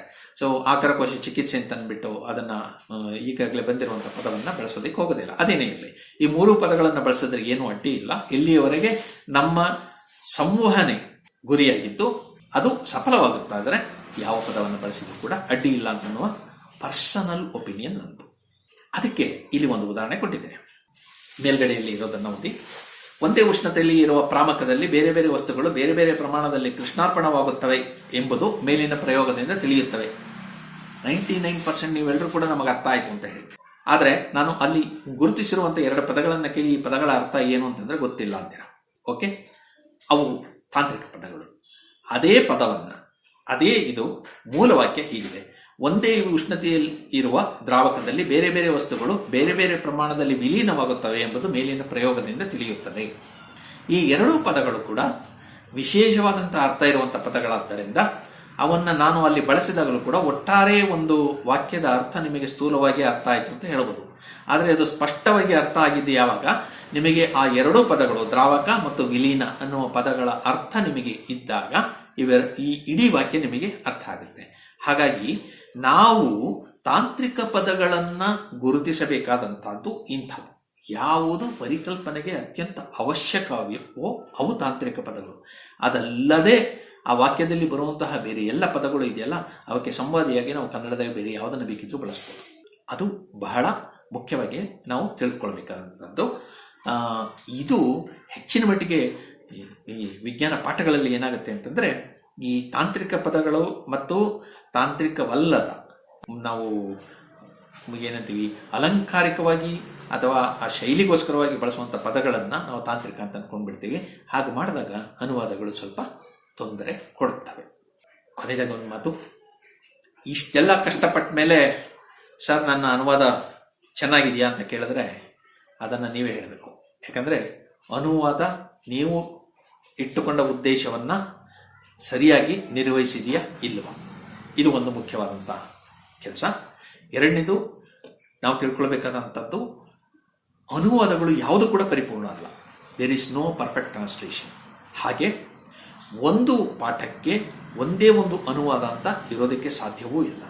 ಆ ಅನುವಾದವು ಕೂಡ ಹಲವಾರು ಅನುವಾದಗಳು ಇರಬಹುದು.